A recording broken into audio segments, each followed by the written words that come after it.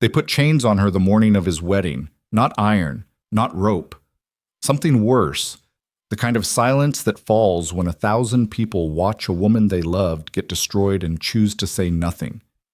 She didn't scream. She didn't beg.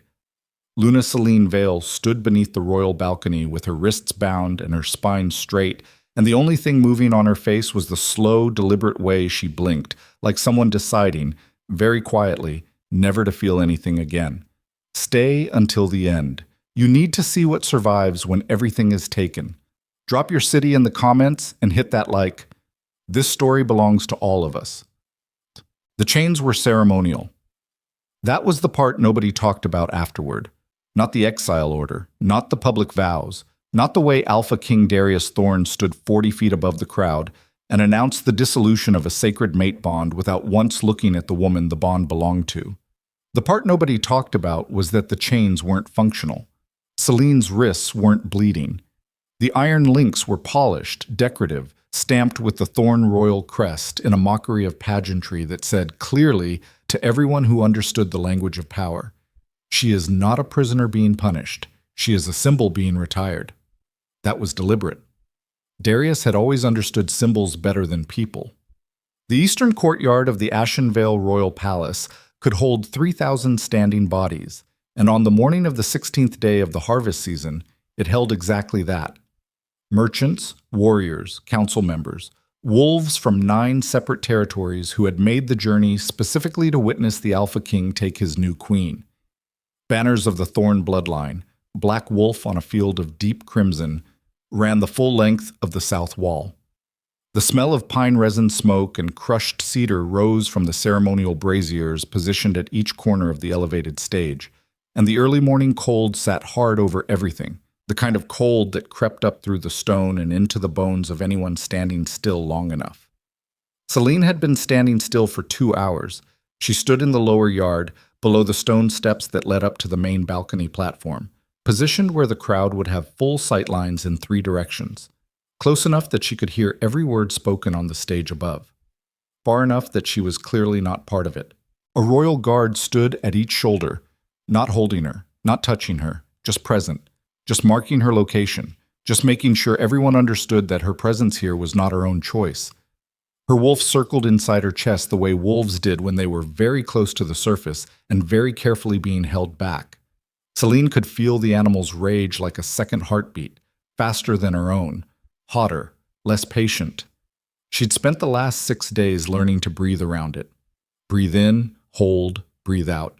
Don't let the gold bleed into her eyes where the crowd could see it. Don't give them the satisfaction of watching her lose control at her own destruction ceremony. She was wearing the formal silver dress they'd sent to her chambers. She'd put it on because refusing would have given them an excuse to strip her dignity further. The neckline sat at her collarbone. The sleeves ran to her wrists, mostly covering the chain cuffs. It was a nice dress. Someone with real skill had made it. She wondered if whoever had been assigned that particular task understood the specific cruelty of making the discarded Luna's exile ensemble beautiful. Probably. Everything in this kingdom was deliberate. The crowd noise hadn't dropped to silence yet. People still murmured, shifted, turned to whisper to the person beside them. Celine caught fragments.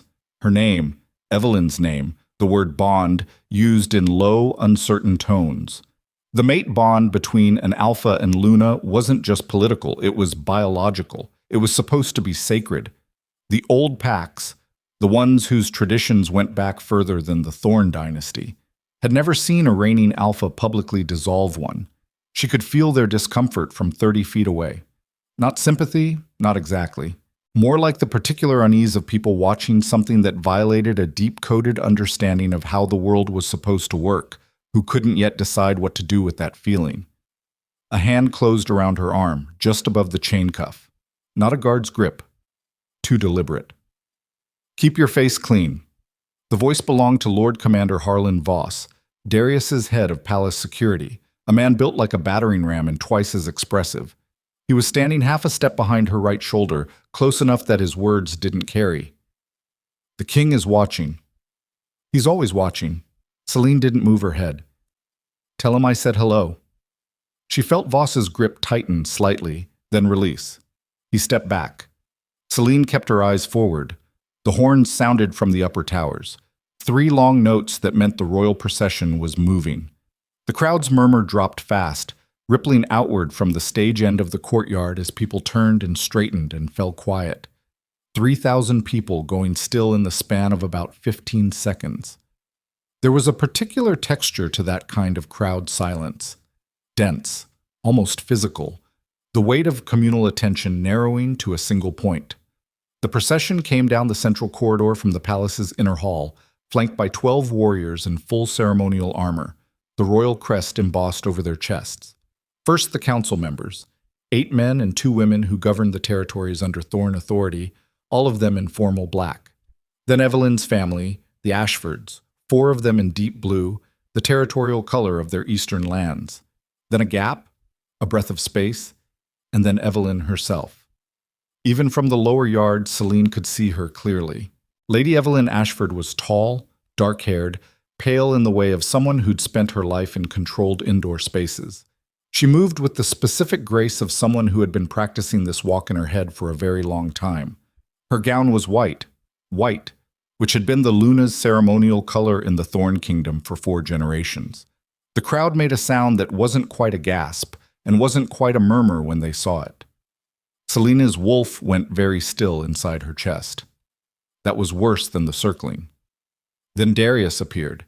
He came through the corridor last, flanked by his 2 personal guards, wearing the formal black and red of the Thorn bloodline with the Alpha crown, worked iron and bloodstone, sitting on his head as naturally as if it had grown there. He was 31 years old, 6 feet and 4 inches, and he moved through spaces the way that powerful men who had never been seriously opposed tended to move, without hesitation, without checking what was around him, because he had never needed to. He was, objectively, the most dangerous person in the courtyard.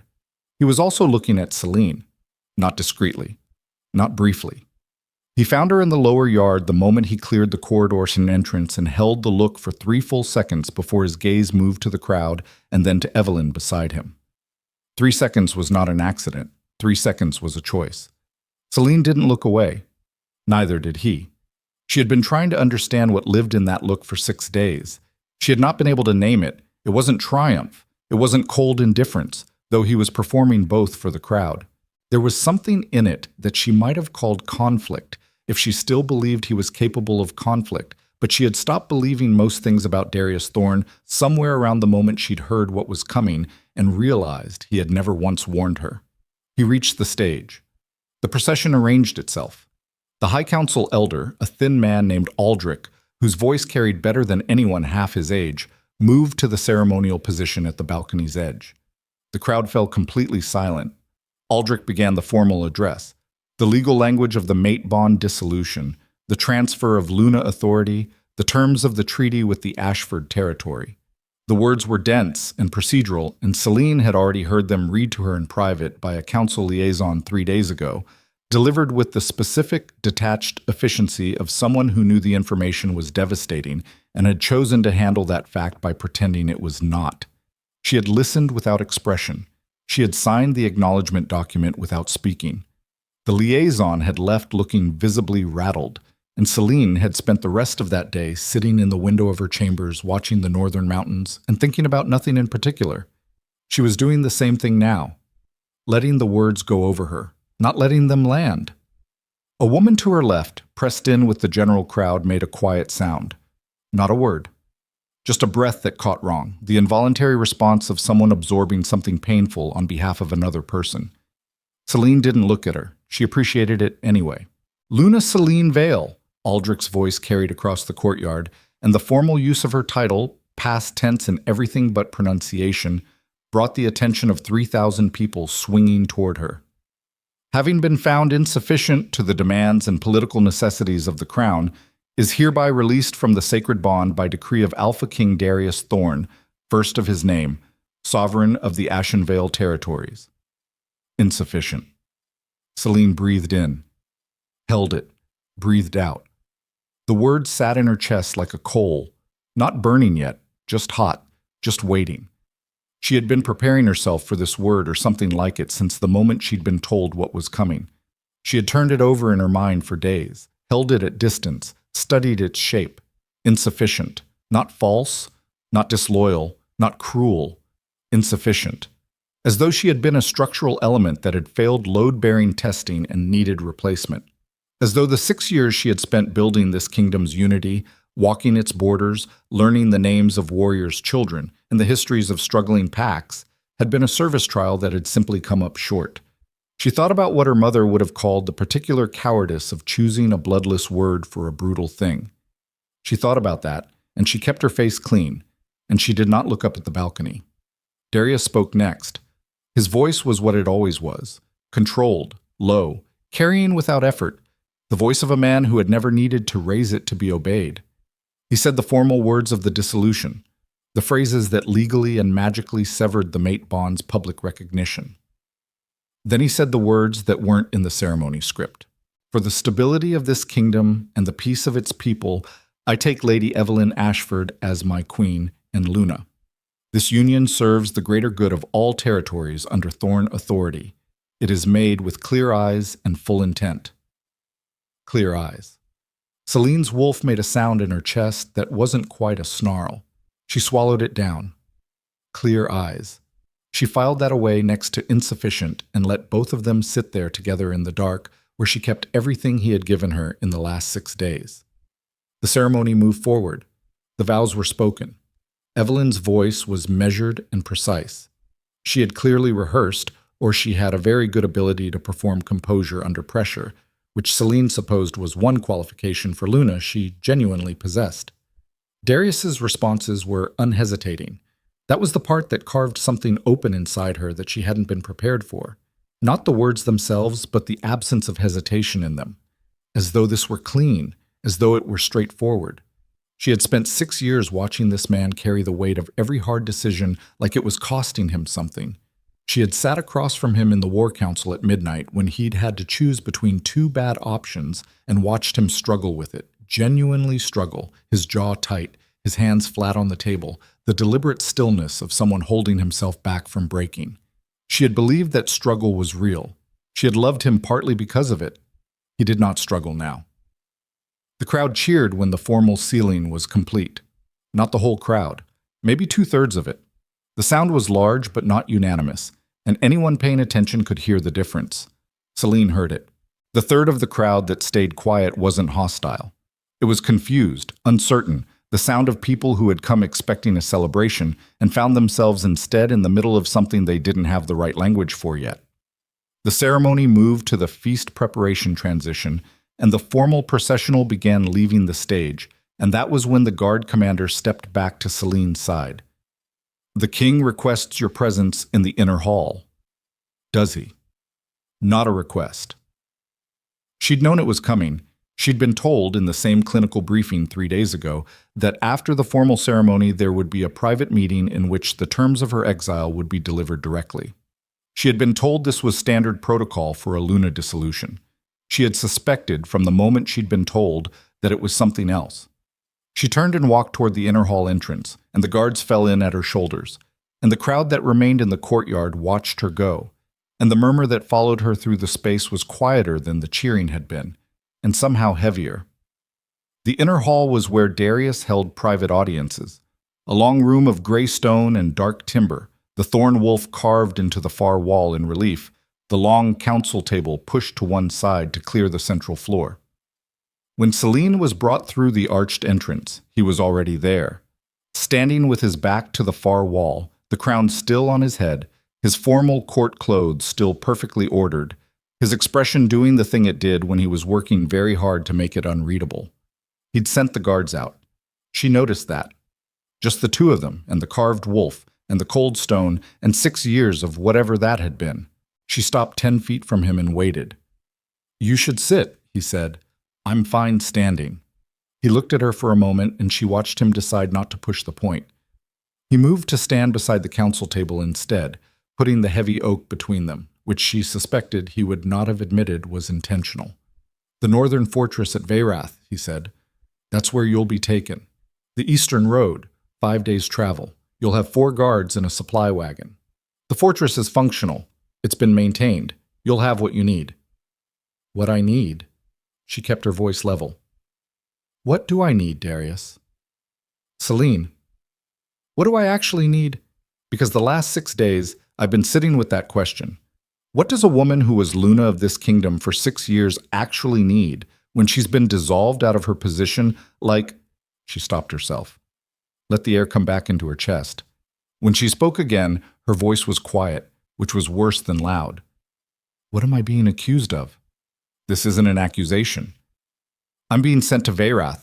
That's where you send traitors who you don't have grounds to publicly execute. So I'm asking you to tell me what I did. He put both hands flat on the council table. She recognized the posture.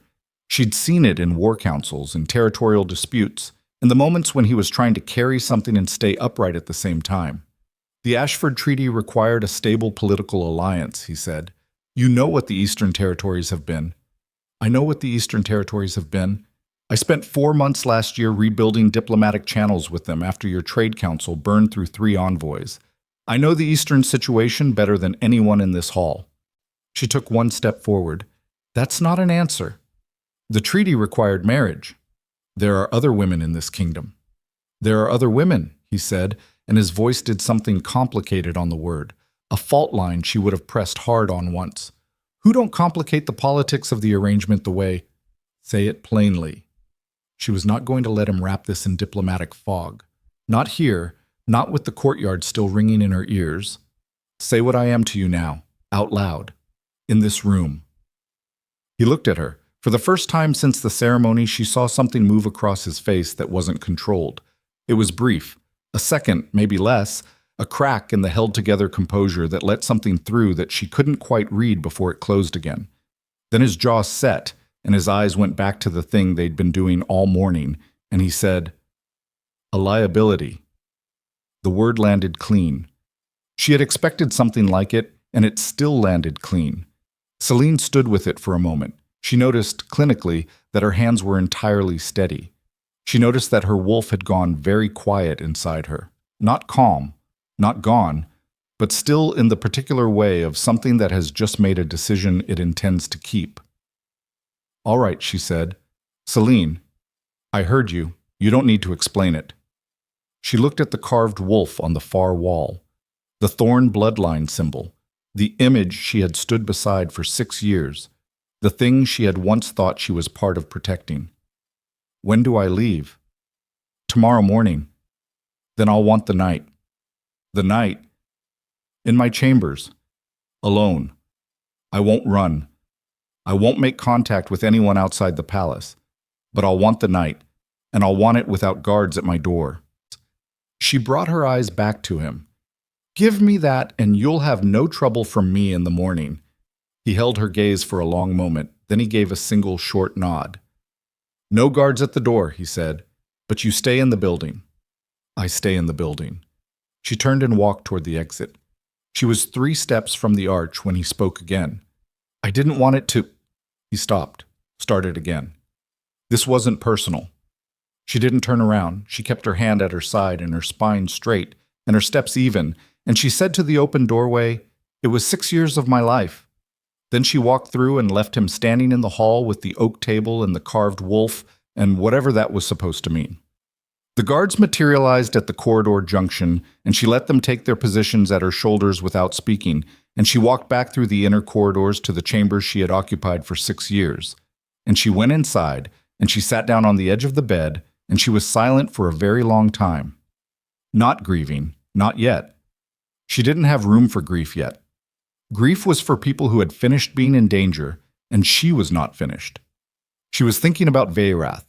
She had been to the northern fortress exactly twice in her tenure as Luna, once on a formal inspection tour in her first year, once when she'd accompanied Darius's delegation to the border negotiations with the northern Pact territories 2 years later. She knew the fortress was real and functional and sufficiently remote that its occupants rarely troubled anyone in the capital again. She knew it was positioned on a cliff shelf above the Veyrath River, 40 miles from the nearest settlement, surrounded by old-growth forest that went white with snowfall by the middle of autumn and stayed that way until late spring. She also knew it had a library.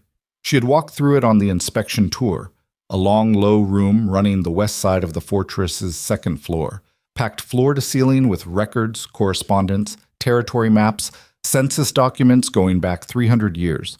Administrative records, mostly. The kind of thing the royal archivist sent north when it was too old to be useful, but too official to discard. The kind of thing that nobody looked at. She had thought about that library exactly once since the council liaison's briefing. Just once. Briefly. The way you sometimes note an exit route in a space before you know whether you're going to need it. She thought about it again now. There was a knock at her chamber door. "It's open." The woman who entered was Mira, her personal attendant for 4 years, small and quick-eyed, 23 years old, her dark hair cut close, her expression currently doing the thing she did when she was trying to hide that she had been crying. "They're saying you leave tomorrow," Mira said. "I leave tomorrow." "I asked Commander Voss if I could come with you. He said, no." Celine kept her voice kind. It cost her something. "No, Mira. You have people here. You have a life here. You stay. I've been with you 4 years. I know." She reached out and gripped the girl's hand just once, short and firm. "What I'm going into, I need to go into light. You'd be a target. You understand that?" Mira pressed her lips together. Her eyes were doing something complicated. "I could bring things," she said finally. "Letters, if you—" "No letters for a while. Give it time." Celine let her hand go. "Go rest. Tell anyone who asks that I spent tonight sleeping and not doing anything interesting." "Are you? Sleeping?" "No." She picked up the candle from the bedside and crossed to the small writing desk near the window. "I'm going to sit here and think, and then I'm going to pack one bag, and then I'm going to sleep for exactly 4 hours, and then I'm going to leave this palace on my feet and looking like myself." She sat down. "Close the door behind you."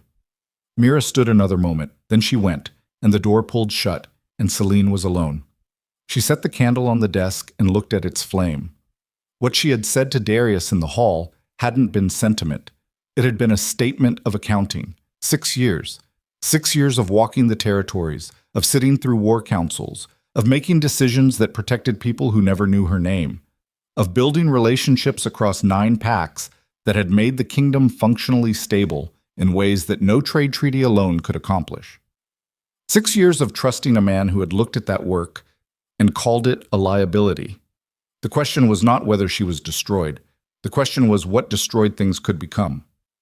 She pulled a sheet of paper from the writing desk's middle drawer and began to write. Not letters. Inventory. She wrote out everything she remembered about the northern fortress's layout, the library's position, the administrative sections, the access to the river road, the distance to the nearest pack settlement. She wrote out the names of every contact she had built in the northern territories during her 2-year tenure. She wrote out the structure of the Ashford Alliance, the terms Aldrich had read publicly, the underlying political geography, the specific territorial anxieties that had made the Eastern Pacts willing to back the Ashford family's play for the Crown's favor. She wrote for 2 hours without stopping. By the time she finished, the candle had burned down a third of its length, and the palace had gone completely quiet around her. She folded the papers, tucked them into the interior lining of the travel bag she would take tomorrow. The small one. The one the guards wouldn't search thoroughly because it didn't look like it contained anything worth searching. Then she sat back and looked at the northern mountains through her window. The wolf inside her was doing something new, not circling anymore, not still in that decision-made way. Something else, something she didn't have a word for yet, a low, persistent vibration at the base of her spine that she'd never felt before. Not in 6 years, not in the full extension of her abilities on her worst nights. It felt like roots, like something pushing down very far into the dark before it pushed up. She didn't know what that meant. She thought she would find out. She slept 4 hours. She packed her bag. She ate the breakfast they brought without tasting it. She dressed in her own clothes, not the silver dress, not court attire, just a wool riding coat and boots she'd broken in over 3 years of territory walks and could run in if she had to. She did not look around her chambers on the way out. She had decided the night before not to do that. The guards met her at the exterior gate. The supply wagon was already loaded. The morning was gray and cold, clouds sitting low over the capital, the smell of coming rain sharp in the air. The 4 guards were professional men who had drawn a duty assignment, nothing personal. She didn't hold that against them. She climbed into the wagon without being told to, took her position on the bench, and looked straight ahead as the convoy moved through the outer gate and onto the eastern road. The capital fell away behind her. At the outer perimeter, where the road curved north and she would lose her last sight line to the palace towers, Celine turned her head and looked back once, not at the palace. At the people standing along the road's edge. Not a crowd, just individuals, 24 or so, people who had apparently gotten up early and come to this specific stretch of road for no official reason. They weren't cheering, they weren't calling to her. They were just standing there, watching the wagon pass, their faces doing the thing that people's faces do when they're witnessing something they can't prevent and haven't made their peace with. A woman near the road's edge held eye contact with her for the full length of their shared sightline. 40 years old, maybe. Rough hands, a warrior's posture. She didn't wave, she didn't speak. She just kept her eyes level and her spine straight in a way that meant something. Celine held the look until the road curved.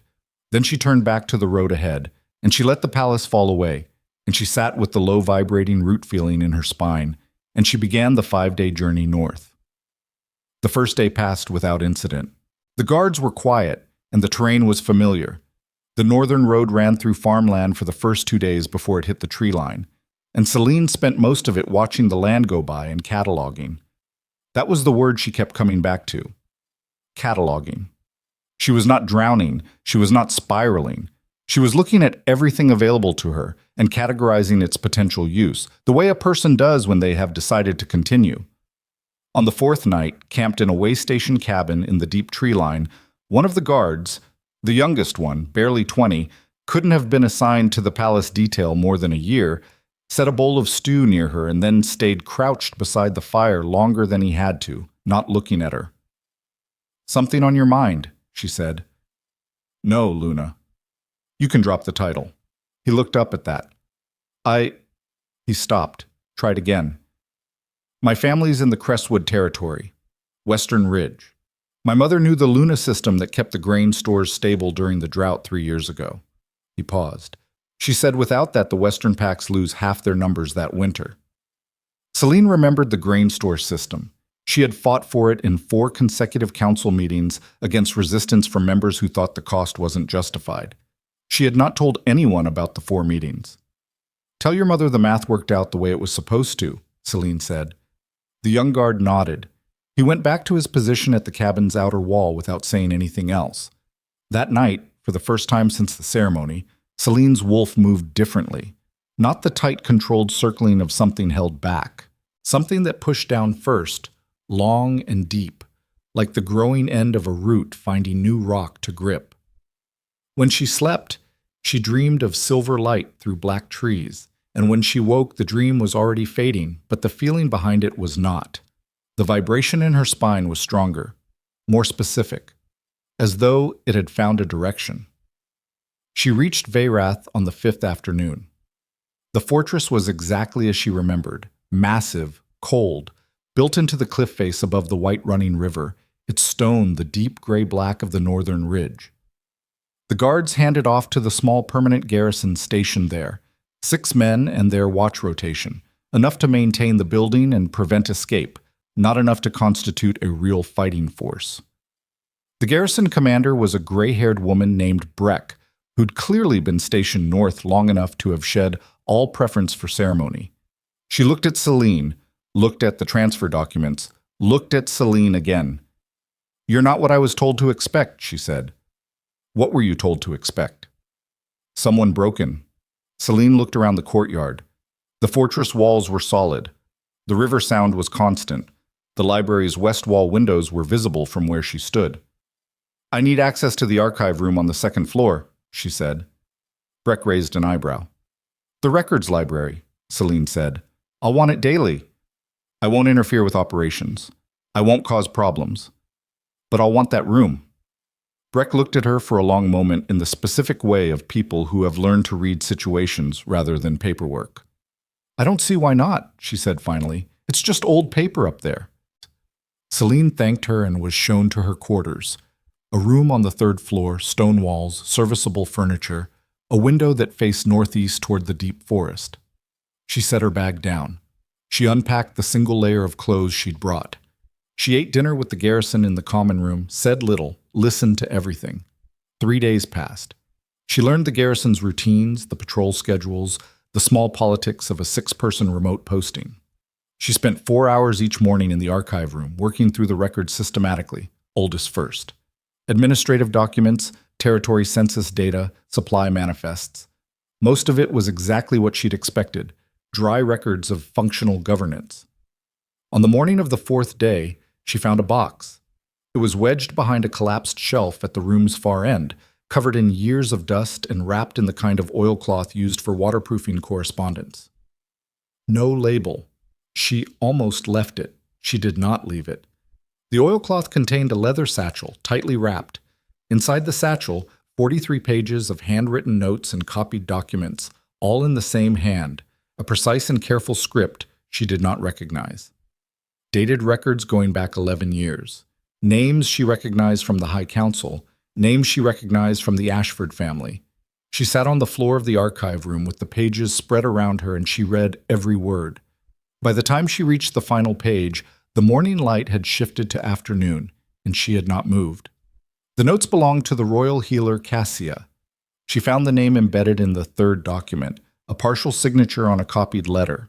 Cassia had served the royal bloodline for 20 years, and had died 8 years ago of an illness that everyone had accepted as natural because there had been no reason not to. There was reason now. The documents detailed, in the precise, careful language of a healer trained to observe and record, the systematic introduction of a slow-acting compound into the former Alpha King's food supply over the course of 14 months. The compound, she found the name written in the margin with the healer's characteristic notation system, was untraceable by standard methods. It caused organ failure that presented identically to natural decline. It required ongoing dosage coordination between at least 3 separate suppliers. The healer had named all 3. 2 of the names were noble families currently sitting on Darius's High Council. The 3rd name was Aldrich, the man who had read the dissolution ceremony, the man who had spoken Celine's replacement into official record, the man who, 8 years ago, had coordinated one of the 3 supply chains that had killed the previous Alpha King. Celine sat very still on the floor of the archive room with the 43 pages around her and looked at the afternoon light on the wall. The wolf inside her was not making any sound at all. She gathered the documents carefully, her hands completely steady, and rewrapped them in the oilcloth exactly as she had found them. She replaced everything where it had been. She walked out of the archive room and back down the corridor to her own quarters, and she sat on the edge of the bed, and she looked at the northeast window and the deep forest beyond it. Darius had sent her here to disappear. He had sent her to the one place in the kingdom where the proof of how he'd gotten his crown was sitting in a box behind a collapsed shelf, waiting for someone careful enough to find it.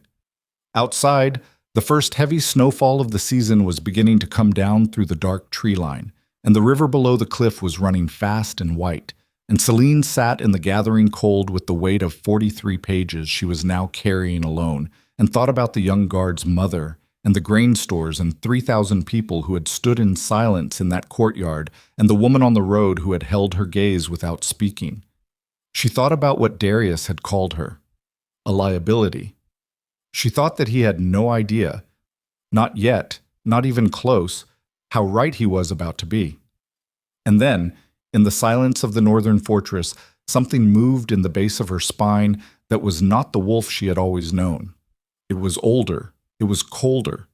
It pushed down through the stone floor and through the cliff shelf and into the bedrock of the mountain itself, and when it came back up, it brought something with it that she did not yet have a name for. Her eyes opened. In the small copper mirror on the dressing table across the room, her reflection looked back at her. Her eyes, which had been the ordinary dark brown of her lineage since the day she was born, had gone silver. Not gold. Not the predator gold of a wolf near the surface. Silver, deep, cold, still, the color of the moon in the hour before dawn when the sky is clear and the world below it is very quiet, and anything alive in the dark is either hunting or about to understand what it is. The wolf inside her made a sound she had never heard before. It was not a snarl. It was not a howl. It was the sound of something ancient recognizing itself. The silver did not fade.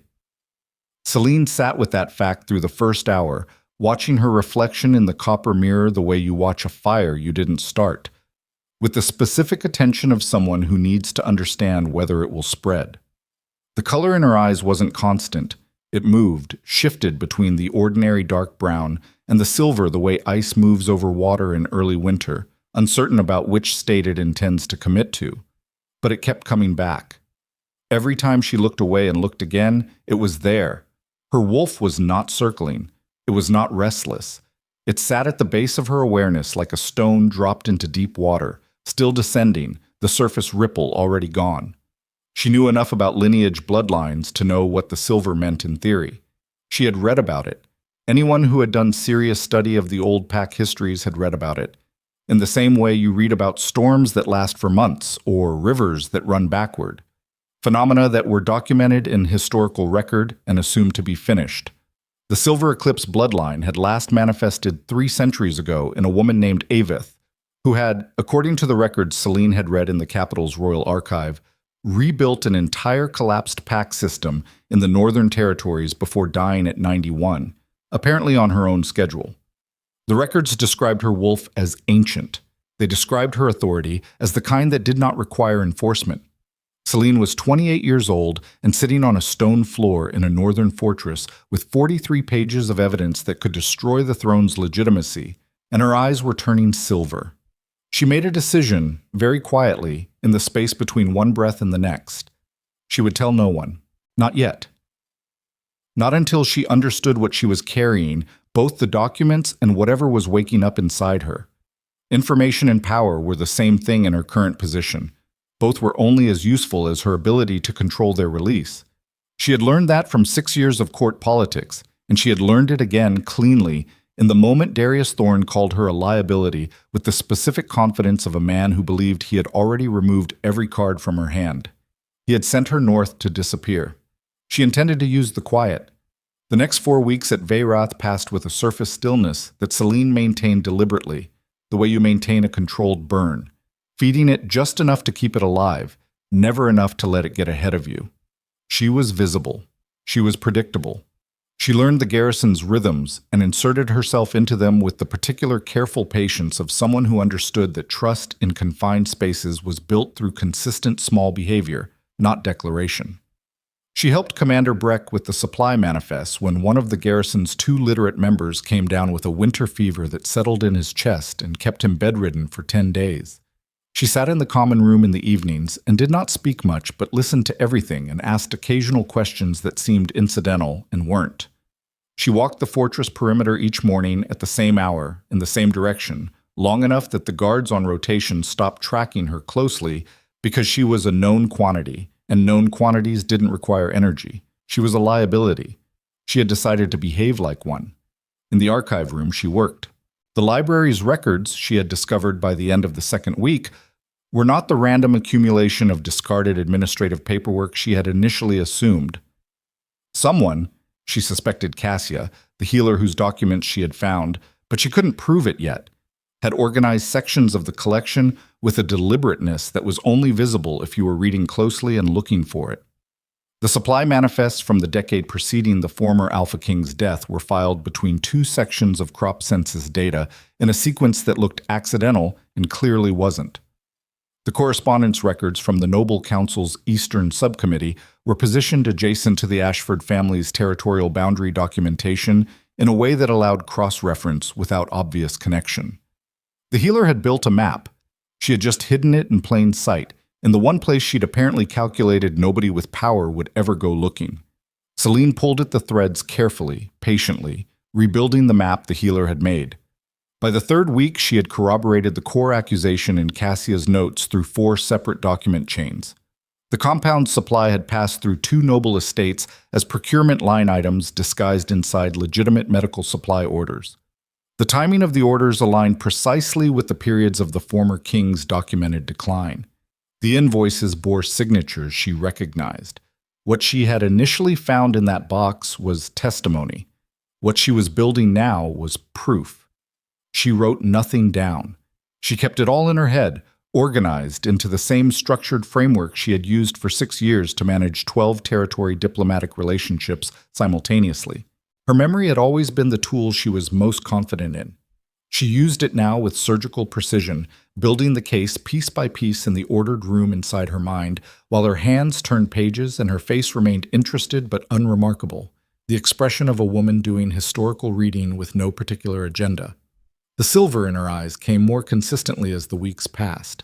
By the end of the first month, she had stopped being startled by it, and by the end of the second, she had begun to notice what triggered it: deep cold, the specific quality of moonlight on snow through the archive windows, moments of decision, not emotional moments, decision moments specifically. The wolf responded to choice the way other wolves responded to threat. She thought that was significant. She filed it. On the 38th day of her exile, Garrison Commander Breck came to the archive room in the late afternoon and stood in the doorway without speaking until Celine looked up. "Ryder," Breck said, "Capital Seal. He's been on the road 4 days." Celine set the document she was reading face down on the table. "Show him to the common room. I'll be there in 10 minutes. She took 12. She used the extra 2 to make sure her eyes were fully back to dark brown and to sit with the stillness for a moment, checking whether she felt fear. She didn't. That was interesting information. The writer was young, 25 at most, and travel-worn in the specific way of someone who had pushed hard and slept poorly, his road coat carrying 4 days of dirt and the set of a man who had been cold long enough to stop noticing it. He was standing near the common room fire with a sealed document case under his arm when Celine came in. He looked at her, and she watched him recalibrate. The quick, almost invisible adjustment people made when what they were expecting and what they got didn't match. She had seen it on the garrison guards when she'd arrived. She was getting accustomed to it.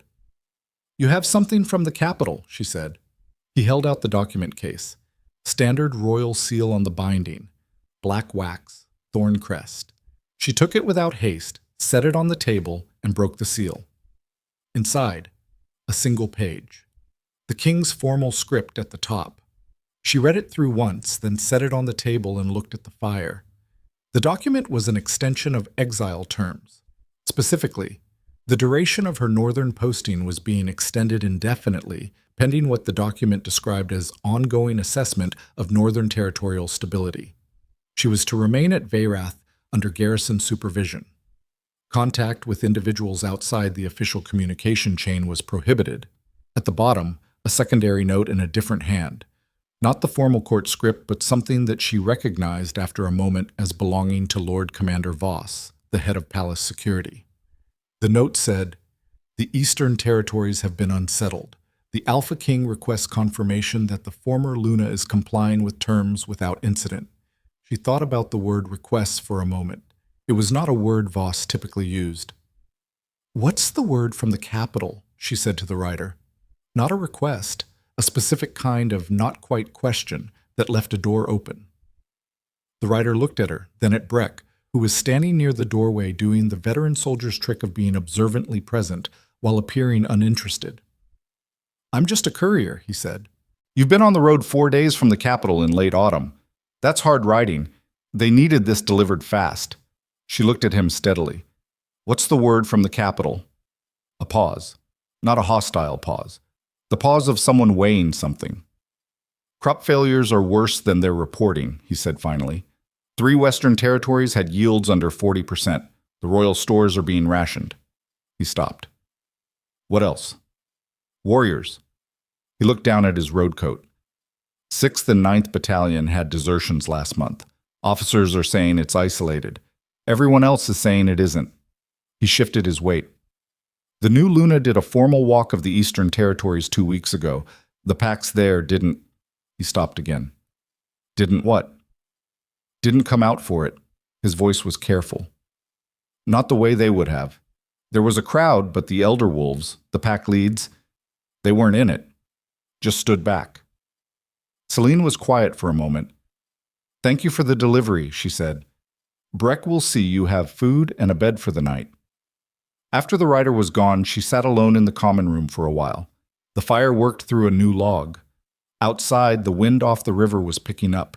the particular edged sound of northern winter asserting itself. The kingdom itself rejected Evelyn as Luna.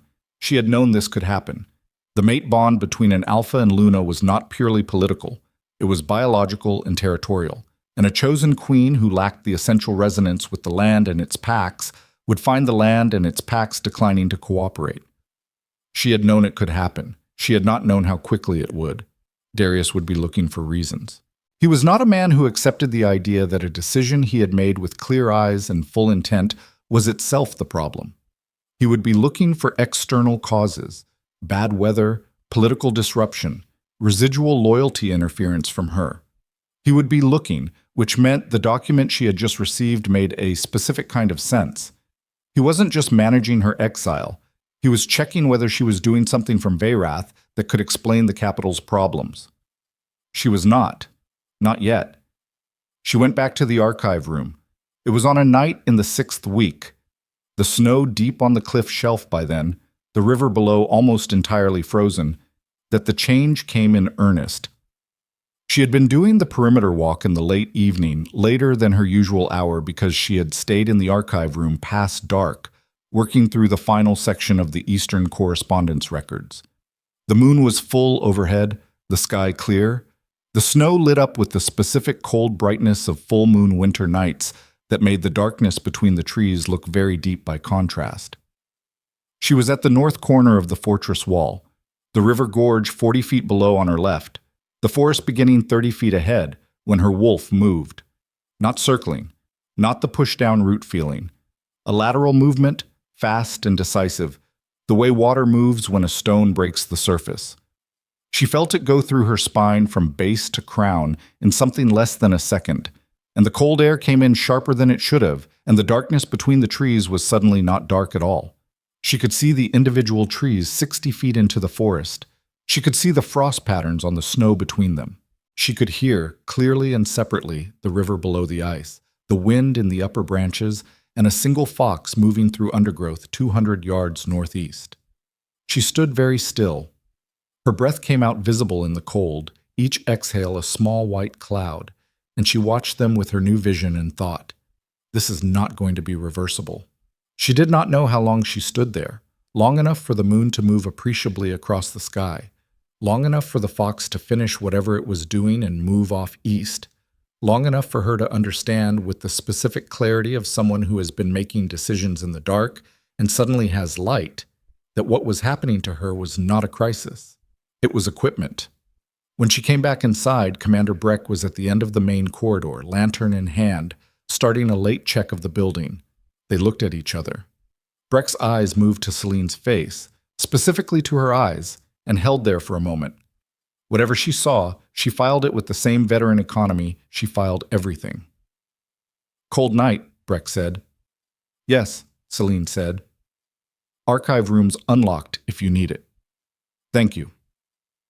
Breck moved on down the corridor without further comment. Celine watched her go and thought that of all the people she had met in the last 6 weeks, the garrison commander of a remote northern exile fortress was among the more valuable. She added her to the list she was keeping in her head. The list had 17 names on it by then, 2 in the garrison.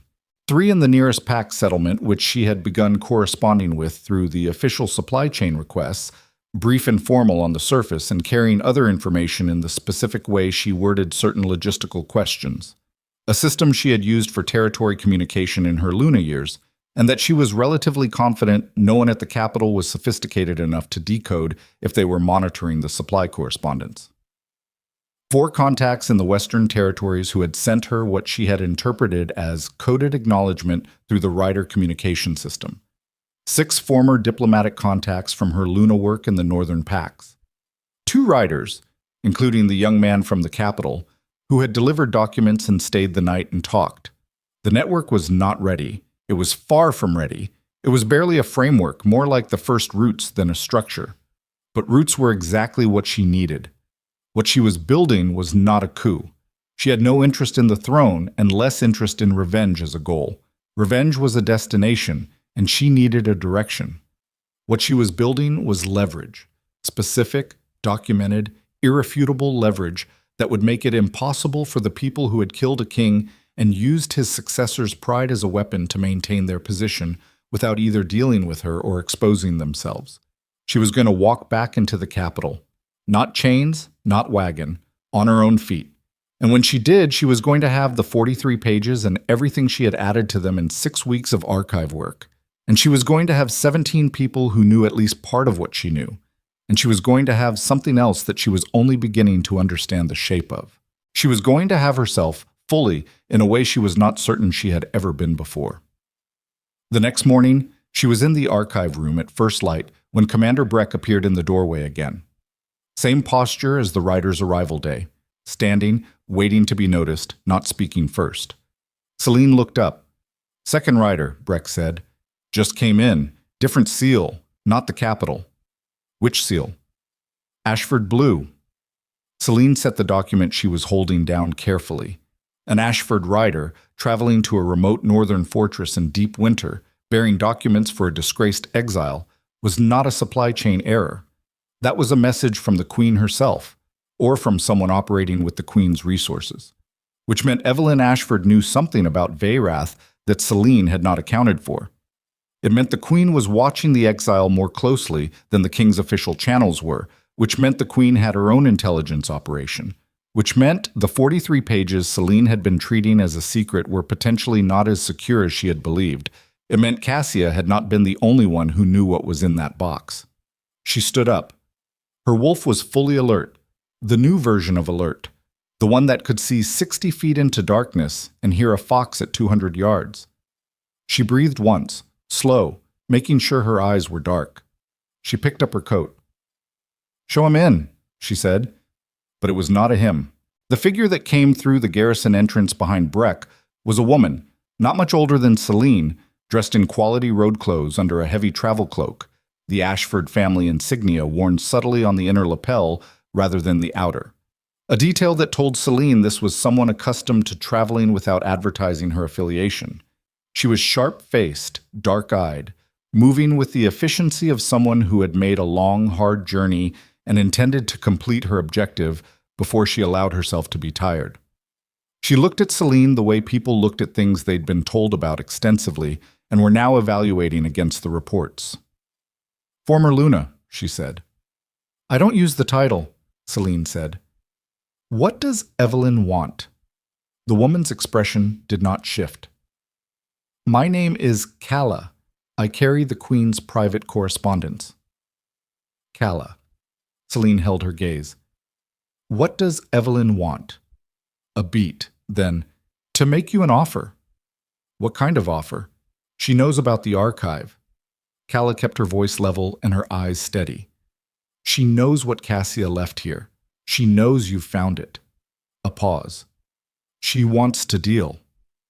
The fire in the common room was the only sound. Celine looked at the woman across the table, the Queen's private courier, who had ridden through deep winter to a northern fortress to offer a deal before the former Luna could decide how to use what she had found, and felt the wolf in her chest make the sound again, the old sound, the one that was not a snarl and not a howl, the sound of something recognizing itself. She thought about deals. She thought about what it meant that Evelyn had sent someone before Celine had made any move. She thought about what it meant to be offered a deal by the person holding the evidence could destroy, which was that the person holding the evidence was not as in control of it as she needed to be. She thought about what Darius had called her. She thought about 17 names. "Tell me the offer," she said. And the thing she noticed, sitting across from the Queen's courier in the fortress at the edge of the world, was that her voice had no fear in it at all. Not performance, not control. Just the clean, specific weight of someone who had finished deciding what she was and was now simply moving. She was no longer becoming something. She had become it. And Evelyn Ashford, by sending this woman through winter to reach her before she could act, had just confirmed what Celine had only suspected until this moment. The Queen was afraid of her, which meant the Queen knew exactly what Celine now knew. And knowing the same truth as your enemy, when neither of you could afford for it to surface, was not an offer of partnership. It was the opening move of a war. Calla's offer took 11 minutes to deliver. Celine listened without interrupting. She sat across the common room table with both hands flat on the wood and her eyes on the courier's face, and she let the woman lay out every piece of it. The terms, the conditions, the specific shape of what Evelyn Ashford was proposing, without giving anything back in expression or posture. The fire worked through its log. The wind off the river pressed against the north wall. Calla spoke with the precision of someone who had memorized this exactly as given to her and was delivering it without editorial, which told Celine the Queen was intelligent enough to know that intermediaries who added their own interpretation were a liability. The offer was this. Celine would hand over the documents she had found in the archive, all of them, including anything she had developed from them. In exchange, Evelyn would use her influence with the noble families currently backing Aldrich's faction to have the exile terms quietly reclassified, not reversed, not publicly acknowledged, but reclassified in a way that would allow Celine to relocate from Veyrath to a private holding in the Western Territories with no garrison supervision and a modest income from a sealed land grant. Freedom without name, comfort without position. Safety purchased with silence. When Calla finished, the room was quiet. Celine looked at the fire for a moment. "No," she said. Calla didn't blink. The Queen anticipated that response. She asked me to make clear that the alternative to cooperation is, I know what the alternative is. Celine brought her eyes back to the courier. You rode 4 days through deep winter to deliver a threat wrapped in an offer. The threat is that Evelyn moves against me here before I can move against her from here. She kept her voice level. Tell her I understood the message. Then you understand the risk you're taking. I understand the risk she's taking. Celine stood. She sent you to me before she moved openly, which means she doesn't want to move openly, which means something is stopping her, which means the information in those documents is more dangerous to her than she wants me to think. She looked at Calla steadily. Tell her I'll be in touch. Calla was quiet for a moment. Whatever she was calculating, she did it fast. She won't wait long, Calla said. She'll wait until she has a better option than I do. Right now, she doesn't. Celine picked up her coat from the chair. Stay the night. The road is bad after dark. She left the courier in the common room and went back to the archive. She had 4 days, maybe 5. Evelyn would hold the direct move as long as the political cost of making it was higher than the political cost of waiting. And right now, the capital's instability, the crop failures, the deserting warriors, the silent elder wolves at the Eastern Territory walk, made a visible action against an already exiled Luna an ugly story for the kingdom to absorb. But that calculus would shift the moment Evelyn found a cleaner option, and Celine had to operate on the assumption that the Queen was already looking. She worked through the night. By the time the garrison stirred at first light, she had finished the full reconstruction of the document chain and held the complete case in her head with the specific load-tested certainty of something she had built piece by piece and checked from every angle. She knew exactly what she had. She knew exactly what it could do and what it couldn't. She knew the 2 points where it was strongest, the supply chain invoices and the timing correlation with the former king's decline, and the 1 point where it was thinnest, which was the healer's notes themselves, which were testimony without a living witness to authenticate them. That gap had been manageable when she had the initiative. It became less manageable the moment Evelyn knew she had the documents. She needed to move.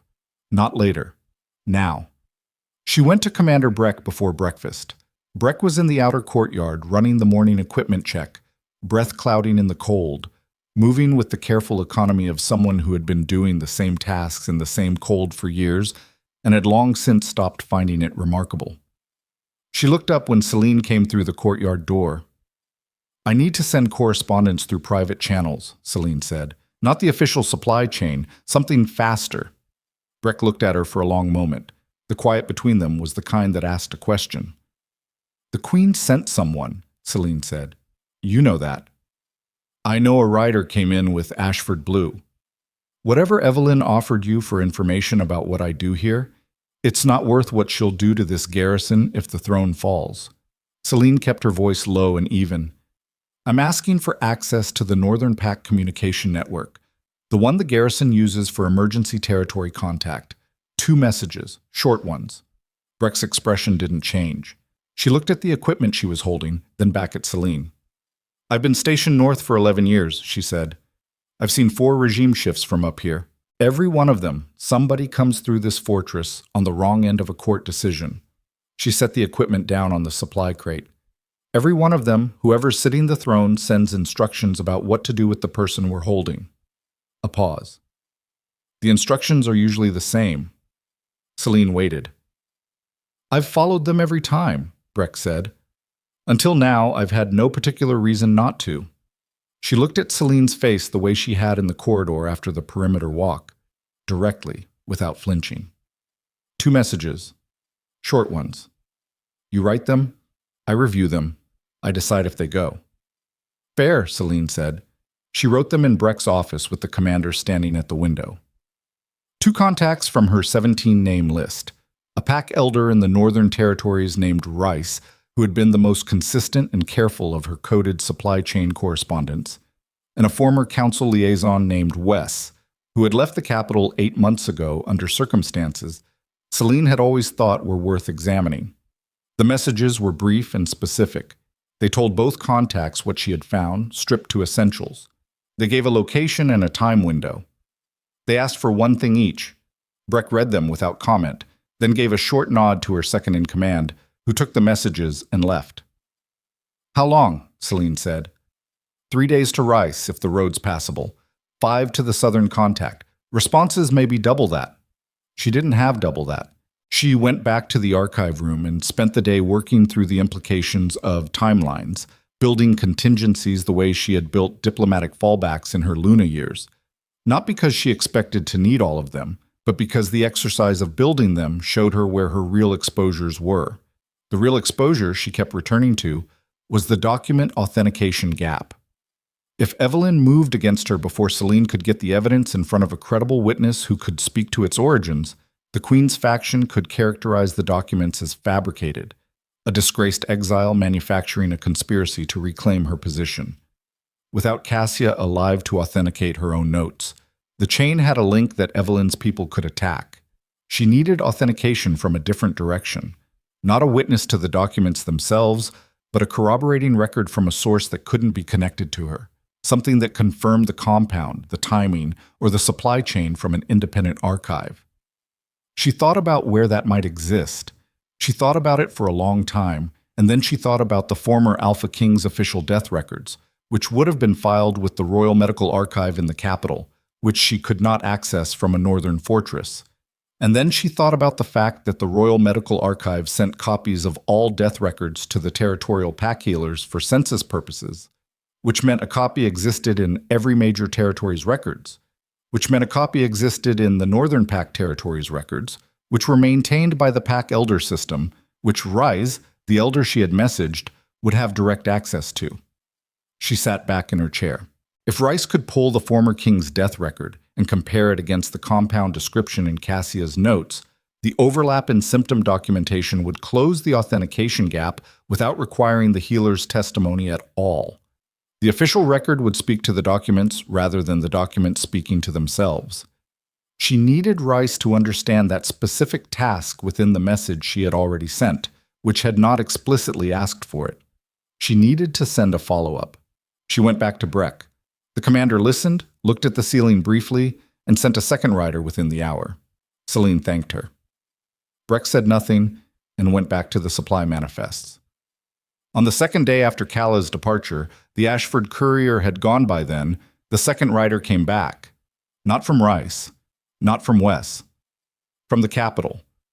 The rider carried a sealed document with the Thorn Royal crest, same as the extension order.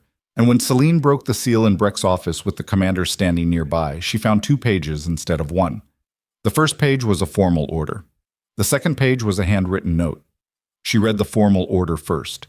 It declared that the former Luna Celine Vale, having been found in violation of exile terms through unauthorized communication with external parties, was to be transferred from Veyrath to the high-security holding at Kareth Citadel pending a formal inquiry into charges of conspiracy against the crown. Kareth Citadel was 12 days south. It was where the kingdom sent people it intended to make disappear slowly rather than quickly. It had no library. She set the first page down and read the second page. The handwriting was Aldrich's.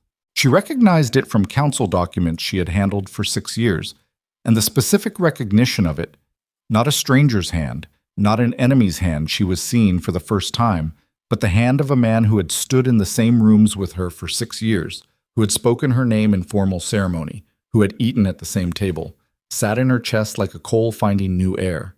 The note was brief. It said, "You found Cassia's archive. We know you did. We have known since the second week. The writer you spoke to in the common room works for us. The 2 messages you sent this morning were intercepted. If you cooperate with the transfer, the charges will be administrative, minimal, and the inquiry will conclude quietly. If you do not, they will not." Celine read it twice. Then she set it down on Breck's desk and stood very still. The writer she had spoken to in the common room. The young one, 25, travel-worn, who had told her about crop failures and desertions and the Eastern Territory walk where the elder wolves hadn't come out. The one whose specific, detailed information had felt like exactly the kind of thing a genuine capital rider would carry. Information that had told her things she needed to know. Information that had shaped her timeline and her urgency. Information that had moved her toward the decision to send the 2 messages that had just been intercepted. She thought about what a well-designed operation looked like from the inside. She thought about how the best ones felt like reality right up until the moment they didn't. She had been doing this for 6 weeks. Aldrich had been doing it for 11 years. He had killed a king. He had watched Evelyn take the throne and had positioned himself as the operational mind behind the throne's legitimacy. He had organized a system sophisticated enough to hide a regicide in an administrative supply chain and leave it buried in a northern archive for a decade, and he had been watching her work her way toward it since the second week. He had let her find it. That was the part that sat hardest, the part her mind kept returning to with the specific persistent pressure of a wound that wouldn't close. He had let her find it because a disgraced exile who had found the documents and then been transferred to Karath under conspiracy charges was a story he could control. The documents came with her to the inquiry. They became evidence of her fabrication. The archive was cleaned. The case was closed. She thought about the 17 names. She thought about how many of them Aldrich knew. She thought about Rice, who might already be receiving a different kind of visitor than the one Celine had sent. She thought about Breck standing 3 feet away and the fact that the order in front of them directed the garrison commander to execute the transfer. She looked up at Breck. Breck was reading the formal order. Her expression was doing nothing readable. She set it down and looked at the second page without touching it, reading Aldrich's handwritten note where it lay on the desk. The silence stretched. "I've been stationed north 11 years, Breck said. 4th regime shift." "You said?" "I said I followed the instructions every time." She looked at Celine. "I said until now I'd had no particular reason not to." "You have instructions now," Celine said. "I have instructions now." Another silence. "Karath," Breck said. "I've never sent anyone there that came back." She looked at the orders again, her hands flat on the desk, a posture Celine recognized from a different room and a different pair of hands. "I've sent 4. Celine waited. "The second rider," Breck said. "The follow-up you sent to Rice. I sent it through a different route than the first. The garrison has 2 networks. The standard one and one the capital doesn't officially know about. Old Northern Pack system predates the Thorn dynasty by 100 years. She paused. "I used the second one for your follow-up." Celine looked at her. "They intercepted the first message," Breck said. "They didn't intercept the second." It took a moment to fully settle. Celine let it. "Rice got the follow-up," she said. "If the road held, yes." "And Aldrich doesn't know that." "Aldrich doesn't know the second network exists." A short, dry pause. "Most people don't." Celine looked at the transfer order on the desk. 12 days to Karath. A formal inquiry she would not survive politically and might not survive physically. The archive scrubbed. The case closed around her like a room with no exits. She looked at the handwritten note, the careful, precise script of a man who had spent 11 years being the most careful person in every room he occupied. She thought about what Breck had just told her. She thought about Rice and the follow-up message and the Northern Pack communication network that predated the Thorn dynasty.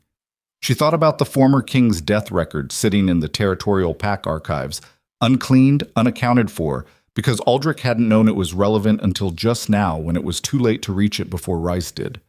She thought about the Festival of the Red Moon. It was 6 weeks away.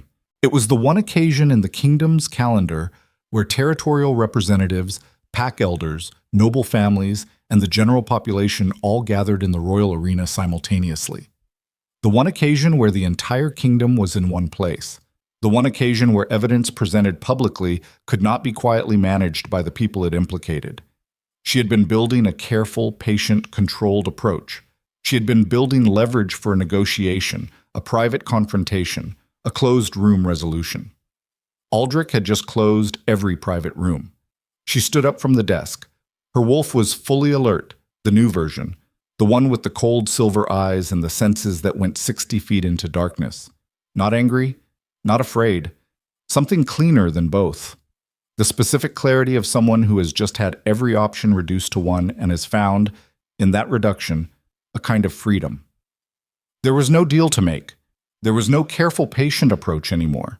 There was Kareth on one side and everything on the other, and between them exactly 6 weeks and one Northern Pack elder and a dead healer's notes, and an old communication network that the most dangerous man in the kingdom didn't know existed. She looked at Breck.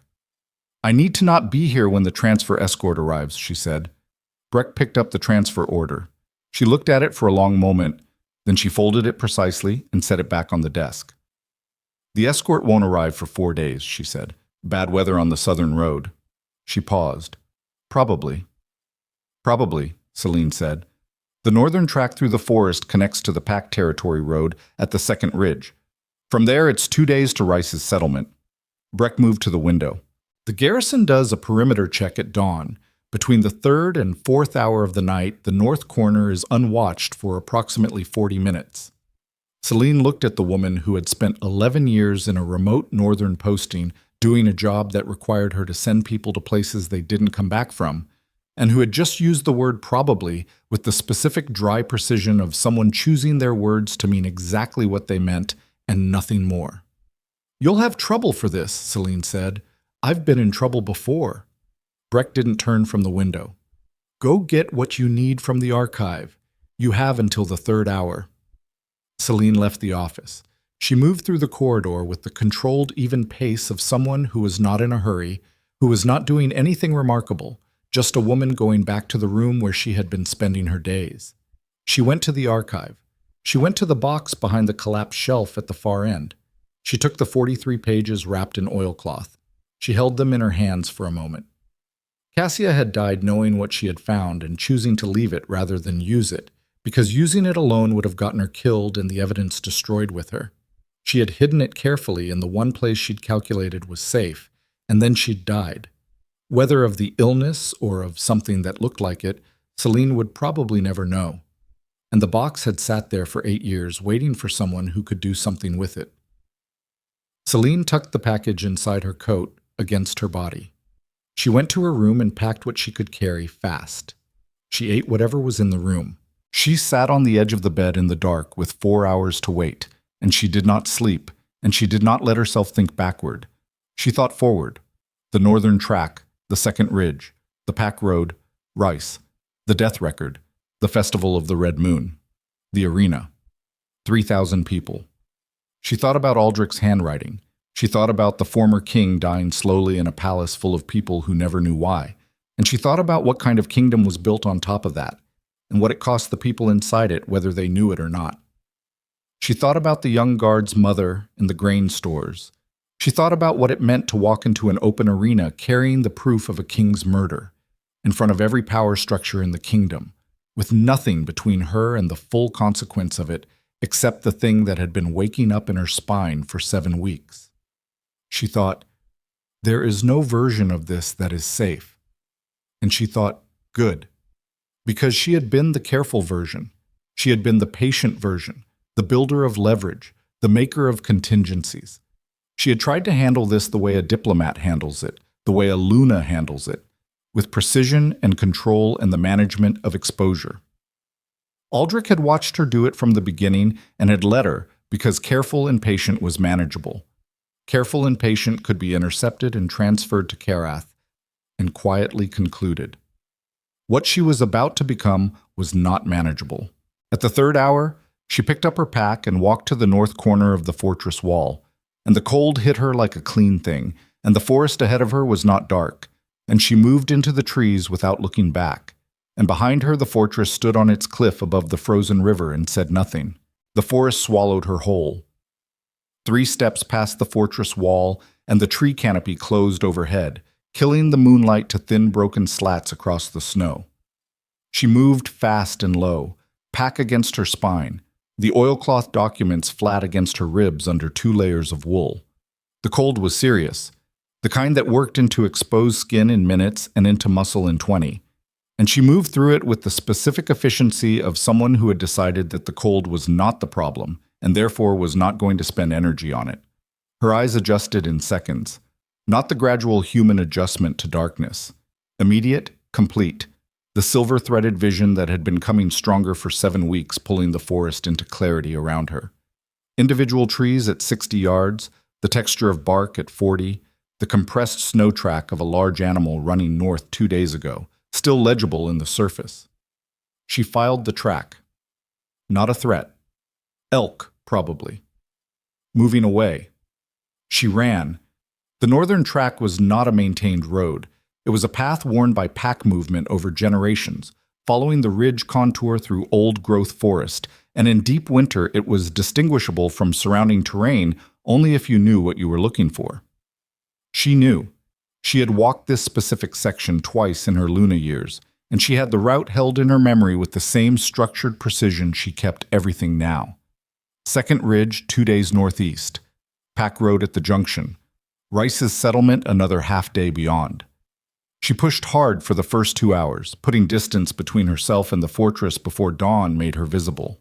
The snow was deep enough to slow her, but not deep enough to stop her, and she moved through it with the wolf fully present in her body now. Not the constrained presence of the past 7 weeks, but something opened wider, the movement easier than it should have been for a human frame carrying a full pack through unbroken winter terrain. She did not think about what that meant. She filed it. Sometime in the second hour, she heard the fortress bell. The garrison's dawn alert. Breck would be standing in the courtyard reading the situation and giving the transfer escort exactly the information she was required to give and nothing more. Celine did not feel guilt about that. Breck had made her choice with clear eyes, and guilt was a weight that slowed movement, and she was moving. She reached the second ridge at the end of the second day just before the light failed. The pack road was visible from the ridgeline, a wider track running east-west, kept passable by regular use even in winter. She came down off the ridge into the junction shelter, a small structure maintained by the northern pack system for travelers, and she ate the last of what she had brought and slept 3 hours on the shelter's stone floor with her pack under her head and the documents under her coat. She dreamed of Silver again. Not light this time. Movement. Something running through deep forest, fast and low, the ground a blur. The sound of its breathing was her breathing. She woke with her heart rate elevated and her eyes fully silver in the darkness of the shelter and the wolf in her chest doing the sound, the old sound, the recognition sound, steady and continuous like a current. She lay still for a moment and breathed. She had been exiled to disappear. She had been offered silence in exchange for comfort. She had been maneuvered and monitored and had her careful patient plan intercepted at every point by a man who had been doing this for 11 years. Every room she had tried to build had been closed around her before she could use it. And she was still here, still moving, still carrying the 43 pages. There was something in that she didn't have a word for, not triumph, not relief, something closer to the understanding, arriving clean and final, that she had been trying to survive inside a system that was designed to prevent her survival, and that the only available move was to stop trying to survive inside it and start dismantling it from the outside. She got up. She moved.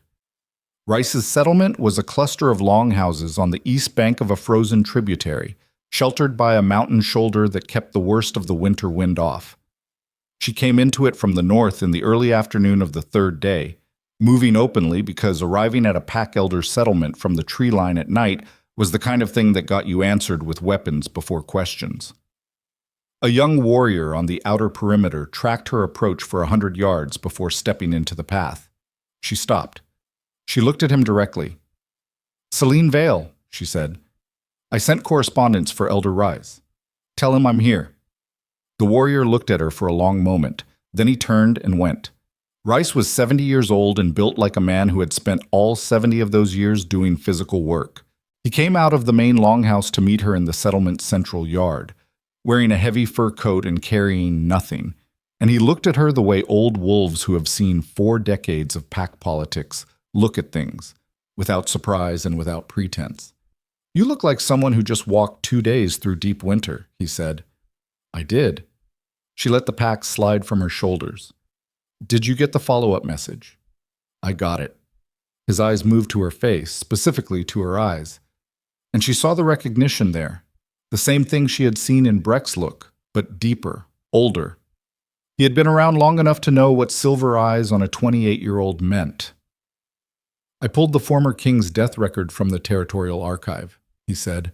I've had it here 4 days. And you need to come inside. The longhouse was warm and smelled of wood smoke and dried herbs and the particular density of a space that had been inhabited for a long time by people who knew how to inhabit spaces. Rice set the death record on the table between them. Celine laid Cassia's notes beside it, unwrapped from the oilcloth for the first time since the archive room. She did not need to do the comparison herself. She watched Rise do it, the precise, careful movement of an elder who had maintained territorial records for 40 years. And she watched his face while he read, and the face told her what she needed to know before he said a word. It matches, he said finally. The symptom progression, the organ documentation, the rate of decline. Whoever wrote these notes, he touched Cassia's pages, was working from direct observation of the same cause the death record describes. The official record lists natural causes. These notes name the compound. He looked up. This is a corroborated account of a murder. Yes, Celine said. He was quiet for a moment. You're planning to take this to the festival, he said. I'm planning to take this to the arena where 3,000 people and every territorial representative in the kingdom will be standing. Evelyn will have you arrested the moment you appear. Evelyn will try. Celine met his eyes. I need the Northern Pack Network. I need it active, and I need it moving information between now and the festival. I need the pack elders who didn't come out for Evelyn's Eastern Territory walk to understand what they already know and to be in that arena. Rice looked at the documents on the table. He looked at the woman across from them. He looked, she thought, like someone doing a calculation that had a clear answer he was deciding whether to act on. You know what you're walking into, he said. Even with the records, even with the network. The moment you step into that arena, you're a fugitive with conspiracy charges against you, walking into the arms of the people who charged you. I know. So you're betting everything on the crowd. I'm betting everything on the truth, she said. The crowd is just where truth is hardest to suppress. He was quiet another moment. Then he stood up and went to the door of the longhouse and said something in the pack's internal dialect to someone outside. When he came back, he sat down across from her again. You have 5 weeks, he said. Tell me what you need. The 5 weeks moved fast and hard. The network was older and more extensive than Celine had understood from the outside. 43 settlements across the northern and western territories, connected by a communication system that had been maintained by pack tradition since before the Thorn dynasty existed, because pack elders understood that information was the first thing empires tried to control and the first thing that outlasted them. Rice activated it completely. Messages went out. Responses came back. The territorial pack leads who had stood silent at Evelyn's Eastern Walk were not silent now. What came back through the network in those 5 weeks told a fuller story than even Celine had known. The crop failures were not weather. They were the result of supply mismanagement at the territorial level, specifically the redirecting of agricultural support resources to the Eastern Territory's noble families as part of the treaty arrangements that had backed Evelyn's ascension. Warriors were leaving their posts not from cowardice, but because 3 battalions had gone unpaid for 2 consecutive months. The kingdom was not collapsing from the outside. It was being hollowed from the inside by the weight of its own rotten foundation. The people who had put Evelyn on the throne had been extracting the cost of that operation from the kingdom's body since the moment they'd succeeded. She wrote nothing down. She carried it all forward. On the morning of the festival, she was 40 miles south of the capital. She had come south with 12 people: Rice, his senior warrior, 4-pack representatives from the northern and western territories, and 6 others who had found their way to the network over the preceding weeks through the specific gravitational pull of people who have decided they are done enduring a thing. They were not an army. They were not intended to be. What they were was witnesses, specifically witnesses who held documentation and who had been positioned through 5 weeks of careful network work in locations throughout the capital and the arena where their presence would matter. The plan was exact, and it was fragile, and it depended on timing in a way that left no room for error, which meant it was, in practical terms, the most dangerous thing Celine had ever attempted. She had no backup version. They reached the capital's outer edge in the early morning hours, before the festival crowds had fully assembled, and Celine entered the city through the western quarter on foot, alone, wearing unremarkable road clothes and keeping her eyes down and the wolf pulled tight inside her until she needed it. The western quarter was where the working families lived: the blacksmiths, the garrison support workers, the traders, people who had been watching their stores get rationed and their neighbors' sons leave the warrior posts without explanation. Nobody stopped her. Nobody looked twice. She was a woman in road clothes moving through a pre-dawn city, and the city was busy with festival preparations. And extraordinary things are hardest to see when ordinary things demand attention. She reached the arena's western service entrance at the second hour. Wes was already there. She had not been certain he would be. His message through the network had been confirmation, but confirmation sent 5 weeks ago, and 5 weeks was a long time when Aldrich was watching the communication lines. Wes was 43 years old, lean, gray at the temples, the former council liaison who had left the capital 8 months ago under circumstances she had always thought were worth examining. Standing against the service entrance wall in the pre-dawn dark, he looked like a man who had spent those 8 months deciding something and had arrived at the decision. "The documents are authenticated," he said without preamble. "Rice's comparison and the territorial death record. I have copies distributed to 6 locations in the crowd, separate carriers. If Evelyn's people take me at the door, the copies still exist." "How many people know you're here?" Celine said. "Aldrich knows someone is moving. He doesn't know it's me." A pause. "He will, when I walk in." "You understand what that means for you?" "I worked for the council for 12 years. His voice was flat, tired, truthful. "I know what that building is. I should have done this 8 months ago when I left instead of just leaving." He looked at her. "Don't tell me what it means for me." She didn't. They went in through the service entrance with the crowd beginning to gather in the outer corridors, and they separated inside, and Celine moved to the position Rice's network had identified, a floor-level access point on the arena's north side, near the main public standing section, where she would be visible to the full crowd the moment she stepped through.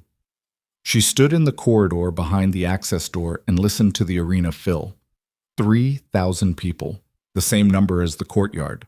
The same crowd, or close enough, that had stood in silence while she was dissolved and exiled and sent north to disappear. She could hear them through the stone wall. The specific texture of a large crowd not yet settled into its event, still talking, still moving. The particular sound of people who didn't know yet that today was not what they had come for. She thought about Darius. He would be on the main platform with Evelyn and the council, which included Aldrich, which meant the man who had organized a king's murder and spent 11 years covering it was going to be 15 feet from the king he had helped install when the evidence of what he had done walked into the arena. She thought about what Darius's face would do.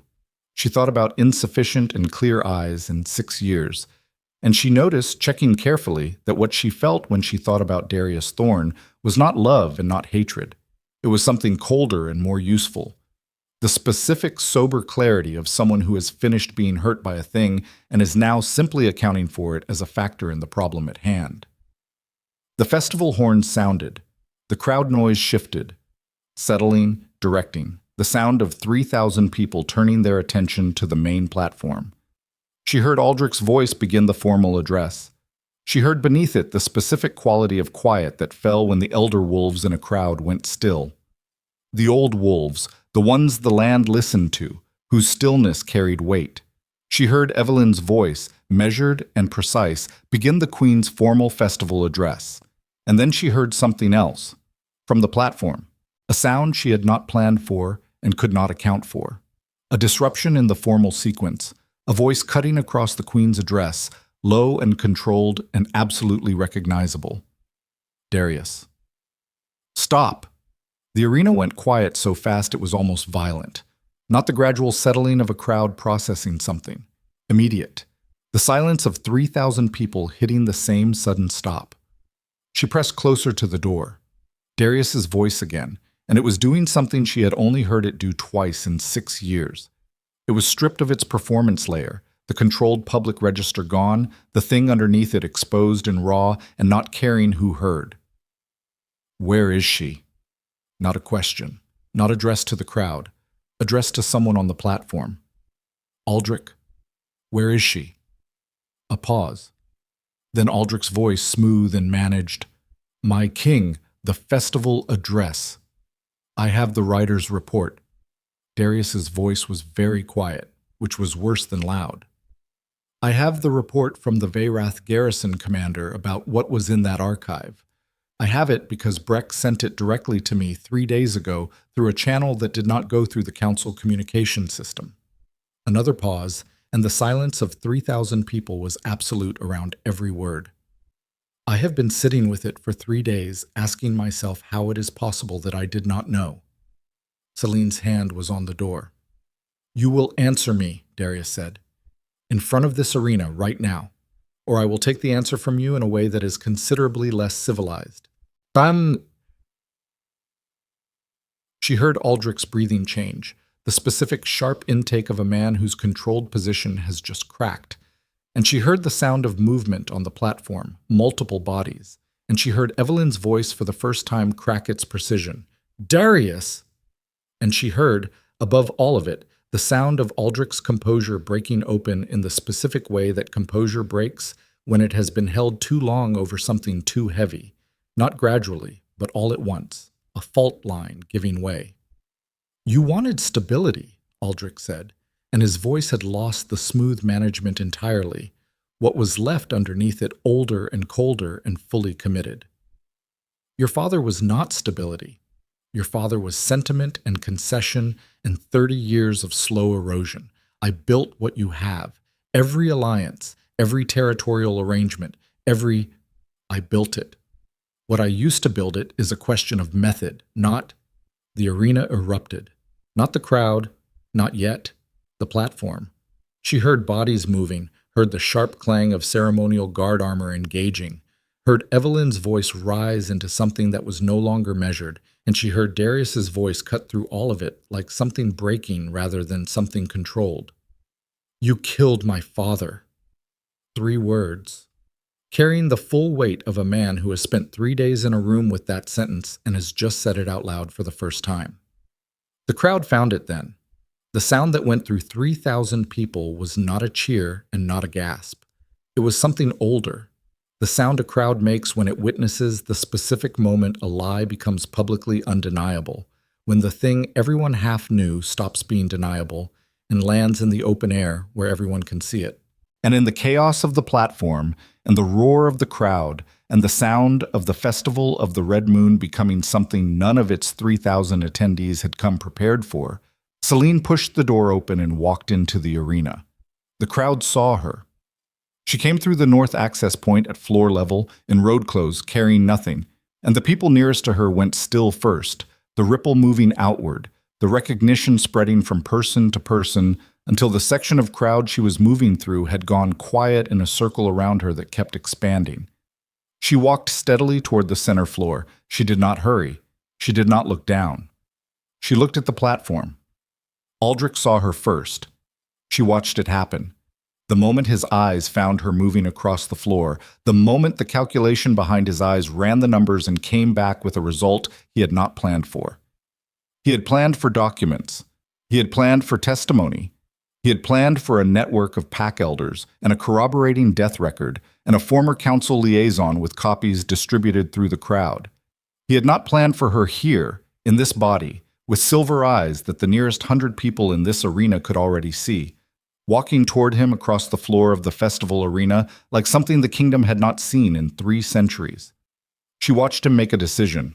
He reached inside his formal council coat. The thing in his hand was not a weapon in the ordinary sense. It was a vessel, black stone, stoppered the size of his fist. She knew what it was before he opened it. The compound that had killed the former king was not the only thing Aldrich had been sitting on for 11 years. A man who planned at that level planned for contingencies. He had always had an exit option. He had always had the thing you used when every other option was gone. Dark-worked, ancient, the kind of power that didn't distinguish between its targets once released. The kind that, loosed in an enclosed arena with 3,000 people, would do what it was built to do.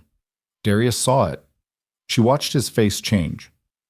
"Aldrich," he said, and the word had nothing left in it but the specific sound of someone looking at what they built and understanding what it cost. The arena held its breath. Celine stopped walking. She stood in the center floor with 3,000 people around her and the platform above her, and the man who had organized a king's murder standing 40 feet away with a vessel of dark-work destruction in his hand. And she felt the wolf in her chest do the sound, the old sound, the recognition sound, and felt it rising, and the silver came up in her eyes so bright the people nearest to her actually stepped back. She thought, "There is no version of this that is safe." She thought, "Good." And she felt, from the base of her spine to the crown of her skull, the thing that had been pushing down for 8 weeks finally, completely push up. The change did not feel like power. That was the first thing Celine understood as it moved through her. Not the rush she might have expected, not the violent expansion of something caged finally breaking free.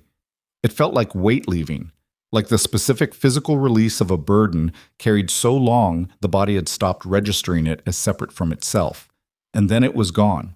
And the absence was so complete she nearly staggered with the lightness of it. She did not stagger. She stood in the center of the arena floor, and the silver came up through her fully, and the wolf that had been waking for 8 weeks finished waking, and what stood in the festival arena was not the Luna who had been chained in a courtyard and dissolved and sent north to disappear. What stood there was older than that, older than the Thorn dynasty, older than the kingdom's current shape, something that had existed in this land's memory long before any crown had been placed on any head. 3,000 people felt it before they saw it. The crowd went still in a way that was different from silence, not the held breath of people watching a confrontation, but the specific animal stillness of people whose instincts had just overridden their confusion, the deep-coded response of wolves to something they recognized without being able to name. Aldrich opened the vessel. What came out was not visible exactly, more a distortion, the air above the black stone vessel going wrong in the way air goes wrong near extreme heat, a wrongness that the eye kept sliding off, that the mind kept trying to unsee. It moved outward from his hand with the indiscriminate spreading logic of something that had no target, and therefore had every target, and the platform guards nearest him broke their positions in the specific involuntary way that bodies respond to wrongness before minds catch up. Evelyn screamed, not a performance, not the measured voice of a woman who had rehearsed composure under pressure, a raw sound, the sound of someone who had believed they were using a tool and had just understood that they were standing next to it when it decided to stop being a tool. Darius moved toward Aldrich. He was fast, alpha fast, the specific explosive speed of a man whose body was built for exactly this kind of violence. And he covered the distance between them in less than 2 seconds, his hand closing on Aldrich's wrist, trying to force the vessel closed.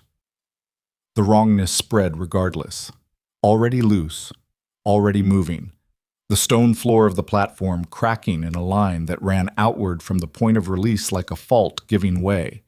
Celine felt it touch the edge of what she was, not physically, not pain, more like the specific sensation of something reaching toward her and finding, instead of the thing it expected, a wall it had not been built to handle. The Silver Eclipse wolf's nature was not aggression and not defense in the ordinary sense. It was older than those categories. It was the thing the land itself ran on, the deep territorial resonance that had been refusing Evelyn's authority for months, the same force that made elder wolves go still and crops fail and warriors question what they were serving. It was what lived under the kingdom's surface, and what the kingdom's legitimacy had always, at its foundation, rested on. The wrongness from the vessel hit that and stopped. Not dramatically, not with a visible collision. It simply stopped spreading, the distortion hanging in the air between the platform and the arena floor, unable to move forward, held by something it could not identify or overcome because the thing holding it was not an opponent. It was the ground itself. The arena breathed. Celine walked forward. Each step across the arena floor was deliberate, not fast, not theatrical. The specific measured pace of someone who has finished deciding and is now simply completing the motion. The crowd parted ahead of her without being asked, the people nearest her path stepping back with the same instinctive response that had rippled through the stands when she'd first appeared, making a corridor of clear floor between her and the platform steps. She climbed the steps. Aldrich was still standing. Darius still had his wrist. The vessel was still in Aldrich's hand, the wrongness still suspended, neither expanding nor retreating, held in that impossible stillness by Celine's proximity. Up close, she could see Aldrich's face clearly for the first time. The face of a man who had spent 11 years as the most careful person in every room, and who was now standing in a room he had not planned for, facing something his planning had not accounted for. He looked at her eyes. She watched him understand. Not the documents, not the evidence, the PAC network, the corroborating death record, the copies distributed through the crowd. He had known about those for weeks. What he understood now, looking at the silver in her eyes at close range, was that he had made an error of category. He had been managing a disgraced exile. He had been intercepting a diplomat's careful moves. He had let her find the archive because he thought he knew what finding it would make her.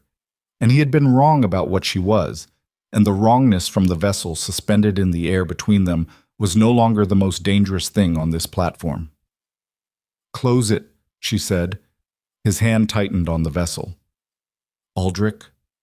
Her voice was quiet. The quiet was not a performance. "You have killed everyone you can kill with that. The ones who needed to hear what this kingdom is built on have already heard it. Closing it now is the only choice you have left that means anything. You don't—" "I know exactly what I'm asking you." She looked at him steadily. "Close it. Stand down. Let what comes next come." He held for another moment. She could see the calculation running. She had watched it run in his face for the last 3 minutes. The 11-year operational mind trying to find the exit, the contingency, the angle he hadn't played. Finding nothing. The arena around them was completely still. 3,000 people not moving. The platform guards not moving. Darius not moving. His hand still on Aldrich's wrist. His face doing something she had never seen it do. Stripped entirely, the way it had been in the common hall 3 days after the ceremony, but worse, the way a face looks when it has absorbed something that will not stop being true, no matter how long it sits with it.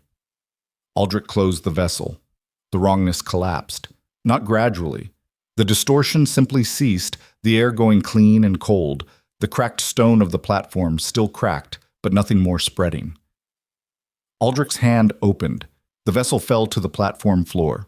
He stood without moving, the 11 years and the calculation and the careful operational architecture of a man who had built a kingdom on a murder all present in his face and going nowhere, because there was nowhere for them to go.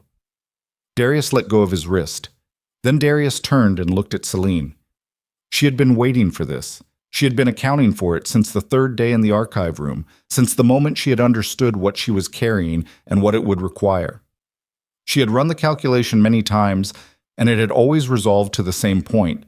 This moment, this platform, these two people standing across from each other with 3,000 witnesses and everything that had happened between them present in the space between. He looked like a man who had been awake for 3 days, which he had. He looked like a man who had read 43 pages of evidence that rewrote the foundation of everything he believed he had built, and then sat with that rewriting until it finished, and then came to a festival arena and said his father's murderer's name out loud in front of his entire kingdom. He looked like someone who had finally done the hardest thing and found that doing it had not made anything easier. "Celine," he said. "Not yet." She turned to the arena. Wes was already moving from his position in the crowd, the copies of the corroborated evidence in hand, the territorial PAC representatives who had spent 5 weeks in Rice's network already visible in their positions throughout the stands. The distribution was complete. The evidence was in too many hands now to be managed, cleaned, or quietly concluded. Celine looked out at 3,000 people, the same crowd that had stood in this kingdom's courtyard 8 months ago and watched her dissolution in silence, and she spoke clearly enough to carry. My name is Celine Vale. 8 months ago I stood in this kingdom's courtyard in chains while the man I had served for 6 years announced I was insufficient. She paused.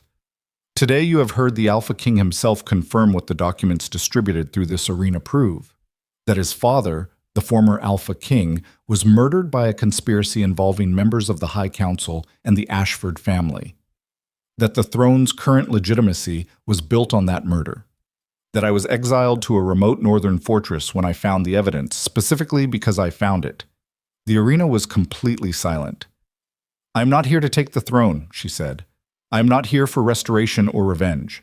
I am here because 3,000 people witnessed my destruction in silence 8 months ago, and the truth of what this kingdom is built on deserved the same 3,000 witnesses.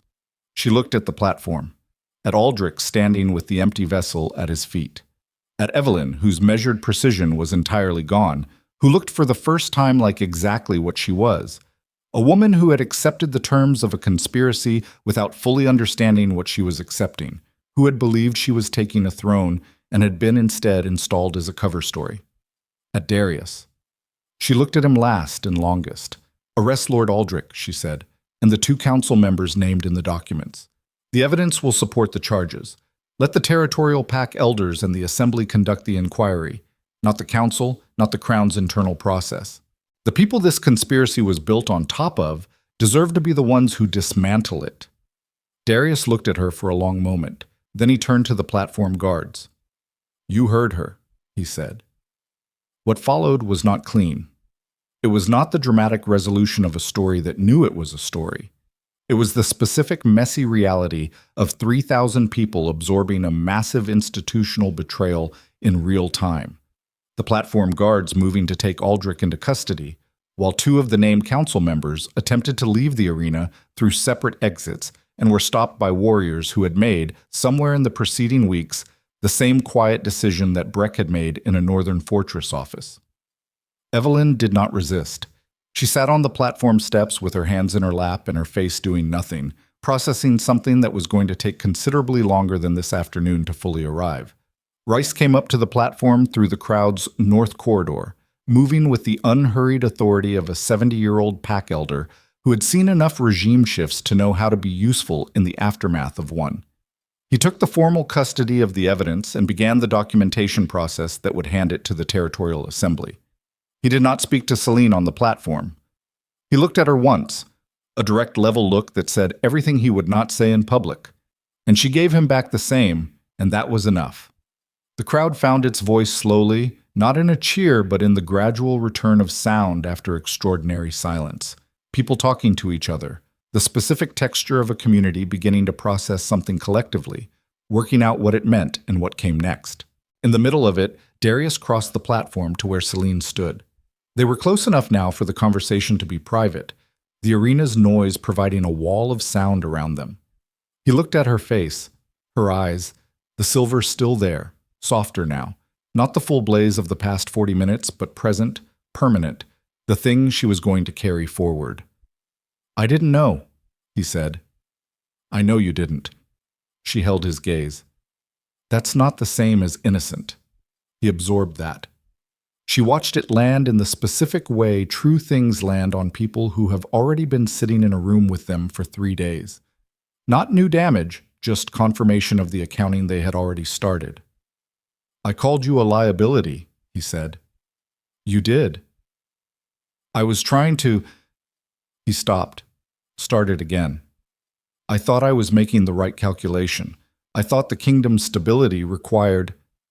You thought your pride required it. Her voice was not cruel.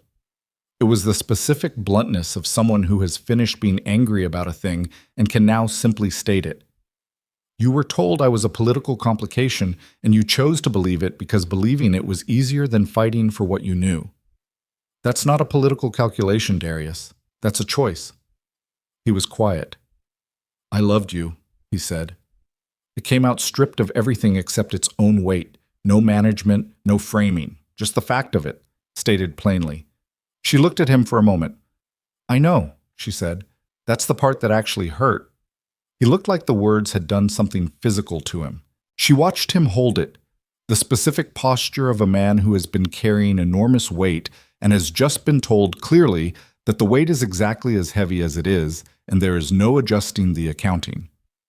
What do you need from me? He said finally.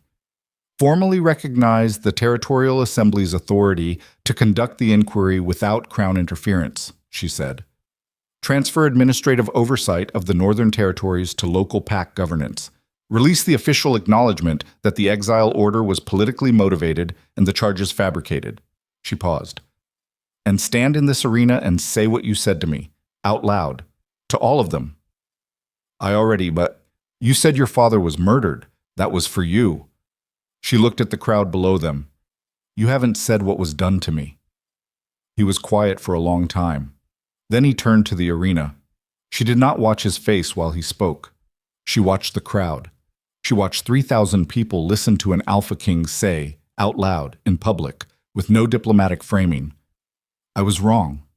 I was manipulated, and I allowed it because I chose convenience over truth, and the woman I dissolved and exiled and sent north to disappear was innocent, and the kingdom I told her she was insufficient to stand beside is still standing only because she chose to save it anyway. The crowd was completely still while he spoke. When he finished, the stillness held for a moment longer. Then the woman in the crowd, the one from the road, 40 years old, rough hands, warrior's posture, who had held Celine's gaze on the morning of the exiles, began to clap, alone for 3 full seconds before the sound spread. It was not a roar. It was not a celebration. It was the specific sound of something being recognized rather than performed.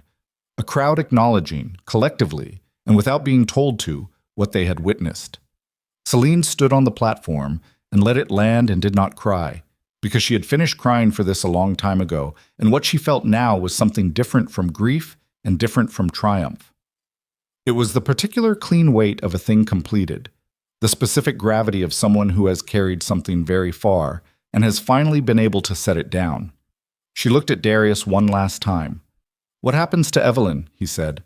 That's for the assembly, Celine said. She accepted the terms of something she should have refused, what she knew and when. That's for the inquiry to determine. A pause. She's not my problem. And me, he said. What happens to me? She looked at him for a long moment, at the man who had placed a crown on his own grief and called it governance, at the man who had looked at her from a courtyard balcony on the morning of his own wedding with something in his eyes she had never been able to name, and she understood now, finally, what it had been. Not conflict, not guilt, something simpler and more devastating. The specific look of a person who has already done the thing they cannot undo and knows it and is doing it anyway. She had spent a long time being angry at that look. She had spent a long time not being able to look at it directly. She could look at it now. You keep the crown, she said. That's your weight to carry. You were built by a lie and you have to build something true out of what's left. She held his gaze. That is going to be the hardest thing you ever do. I know. Good. She took one step back. Don't do it alone. That's the first thing to fix. She left him standing on the platform. The months that followed moved the way reconstruction always moves. Not cleanly, not quickly, with the specific grinding patience of people doing difficult necessary work without the adrenaline of crisis to carry them through. The Territorial Assembly conducted the inquiry. Aldrich was tried and convicted by a panel of 9 pack elders and 6 territorial representatives, the first trial in the kingdom's history, that had been conducted entirely outside the Crown's judicial structure. The 2 council members named in the documents accepted lesser charges in exchange for full testimony. The evidence was publicly archived. Evelyn Ashford was not convicted of murder. The inquiry determined she had known the broad outlines of the conspiracy, but not the specific mechanism, had believed, or chosen to believe, that the former king's death had been natural, and the political maneuvering around it merely opportunistic. She left the capital voluntarily before the inquiry concluded, returning to the Eastern Territories, and the records described her departure as an abdication of contested claim rather than a criminal outcome. Whether that was justice, Celine did not spend time deciding. Justice was a destination. She was still moving. The Northern Territories rebuilt. She went back to Veyrath first, Basso, not to the fortress, but to the settlement network that Rice had activated. The 43 communities that had been running their own governance through the old pact system since before the Thorn dynasty, and had simply been waiting for a formal structure that matched what they were already doing. She spent 4 months moving between those communities, not as Luna, not as Queen, not as any title the capital's system recognized, as someone who knew how institutions worked and how they failed and had specific practical knowledge to offer the people building new ones. She slept in longhouses and ate what the settlements ate and walked their borders in the early mornings with the silver-eyed wolf fully present.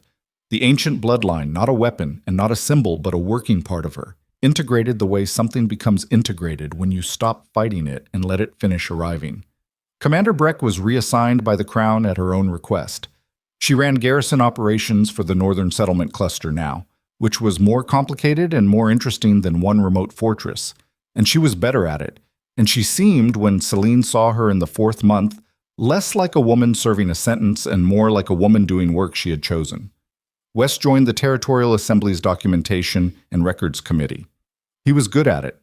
The 12 years he had spent watching the council operate from the inside gave him a specific eye for the architecture of institutional deception that proved useful in the project of dismantling it. Rice died in the 6th month. Not of anything the conspiracy had done to him, simply of 70 years arriving at their end. He died in his longhouse on a clear morning with his settlement around him and his records in order. Celine was there. She had been there for 3 days before it happened, the wolf telling her what was coming before her mind did. She sat with him through the last evening, and he told her things about the territory's history that had never been written down, and she held them. She understood, sitting in that longhouse while the old wolf finished his life in the specific dignified way of people who have made their peace with the accounting, something about what survival actually cost. Not the dramatic cost. The arena, the vessel, the 43 pages, the long cold walk through deep winter forest. The other cost. The one that didn't make it into stories because it was too slow and too ordinary. The cost of continuing after the extraordinary part was over, of doing the patient necessary work of building something true in the place where something rotten had been, without applause, without crisis, to make the difficulty legible. She thought about what it meant to forgive yourself for the years you spent believing what you had been carefully made to believe. She thought about Darius and what it would cost him to look at his father's death clearly every day and choose, anyway, to do the work. She thought about Evelyn in the Eastern Territories rebuilding something smaller and more honest, and she thought that smaller and more honest might, in the end, be the better deal. She did not forgive Aldrich. She did not think forgiveness was the right category for what he had done, but she stopped carrying him. She found the moment, somewhere in the 6th month, when she realized she had gone 3 days without the cold, specific weight of his name in her chest, and she let that be what it was. Not resolution, just the natural slowing of a wound that had finally been cleaned. The formal gathering in the capital happened in the 9th month, when the inquiry had concluded and the assembly had passed its first formal governance restructuring. Darius had called it not a court ceremony, but a territorial assembly. All 9 territories, all PAC representatives, public record. He had done what she'd asked. He had not done it clean or easy, but he had done it, and the doing of it had cost him something visible in the way he carried himself now. The specific weathered quality of a man who has stopped performing his own strength and started simply using it. She came to the Capitol for it. She stood in the assembly hall, not the courtyard, not the arena, an interior space with no balcony and no ceremonial chains, just a working room full of the people who were going to govern the next version of this kingdom. And she stood there as herself. No title offered, no title claimed. Darius presented the protector designation publicly, in front of the full assembly. The formal authority it carried was real. Equal standing with the crown on territorial matters, the ability to act independently in the northern and western regions, a permanent seat in the assembly process. He had worked out the legal architecture for it with the assembly over 3 months. He had done it without asking her permission first, which she had expected, and then he had sent a formal request asking if she would accept it, which she had not. She stood in the assembly hall and looked at the formal document and thought about what it meant to accept authority from the same institution that had dissolved her. She thought about whether that acceptance was compromise or completion, whether taking the formal structure made her part of the system again or made the system something different from what it had been. She thought about the woman on the road with the rough hands and the warrior's posture and the 3 full seconds of solitary applause. She thought about Cassia, who had hidden 43 pages in a box behind a collapsed shelf and had trusted that someone would find them, that the finding was worth the hiding, that the truth had a longer survival instinct than the system built to suppress it. She accepted the designation, not for the crown, not for Darius, for the 17 names on the list she had kept in her head through a northern winter, and for the 43 communities in the pack network, and for the young guard whose mother had kept a harvest alive through a drought, and for everyone who had stood in that courtyard in silence and felt what she'd felt and hadn't yet had the tools to do anything about it. She signed the document with her own name, no title before it. After the formal proceedings, Darius found her in the corridor outside the assembly hall. The 2 of them in a hallway, the echo of the gathering still audible through the walls, the specific after-quality of a room that has just held something significant. He looked at her. She looked at him. "Is it enough?" he said. She thought about the question honestly, the way she thought about everything now, without the management layer, without the performance of certainty she didn't feel. "Ask me in 10 years, she said. Something crossed his face that was not quite a smile and not quite grief. The specific expression of someone who has learned, the hard way, to accept honest answers over comfortable ones. "I'll do that," he said. She believed him. That was new. Not the trust she had carried before, which had been the trust of someone who had never tested it against real weight. Something sparser, more durable. The kind of trust that has been broken and rebuilt with the specific knowledge that it can be broken, and chooses anyway to be extended. She walked out of the capital. She went north. The Northern Territories in spring were a different country than the Northern Territories in winter. The frozen river running fast and full, the old-growth forest going bright at the canopy, the air carrying something that was not exactly warmth, but was the specific quality of a world that has finished enduring cold and is returning to itself. She walked the borders on the first morning back, as she had walked them every morning since she'd come north to rebuild, and the wolf walked with her fully present, silver-eyed and ancient, and completely at home in the land it had been born out of. She was not what she had been at the start of this. She understood that clearly and without grief. The woman who had stood in chains in a courtyard had been building toward something and hadn't known it, had been accumulating loss after loss in the way that rivers accumulate speed, moving faster toward a destination whose shape she couldn't see yet. She could see it now. Not because she had arrived at something final, because she had stopped looking for final. What she had was this: a body that knew what it was, a mind that knew what it carried, work that mattered to the people it served, and the specific earned stillness of someone who has been through the worst available version of the thing they feared most and found, on the other side of it, that they were still themselves. Still standing, still moving. Still, in the early morning light of a northern spring with the wolf running beside her and the forest opening ahead, entirely and precisely enough. She did not return as someone's rejected Luna. She rose as the kind of woman the kingdom would remember long after the names of kings had faded into administrative record, not because of what she had survived, but because of what she had chosen to build from it. The land beneath her feet recognized her. The wolf in her chest made its sound. She walked on,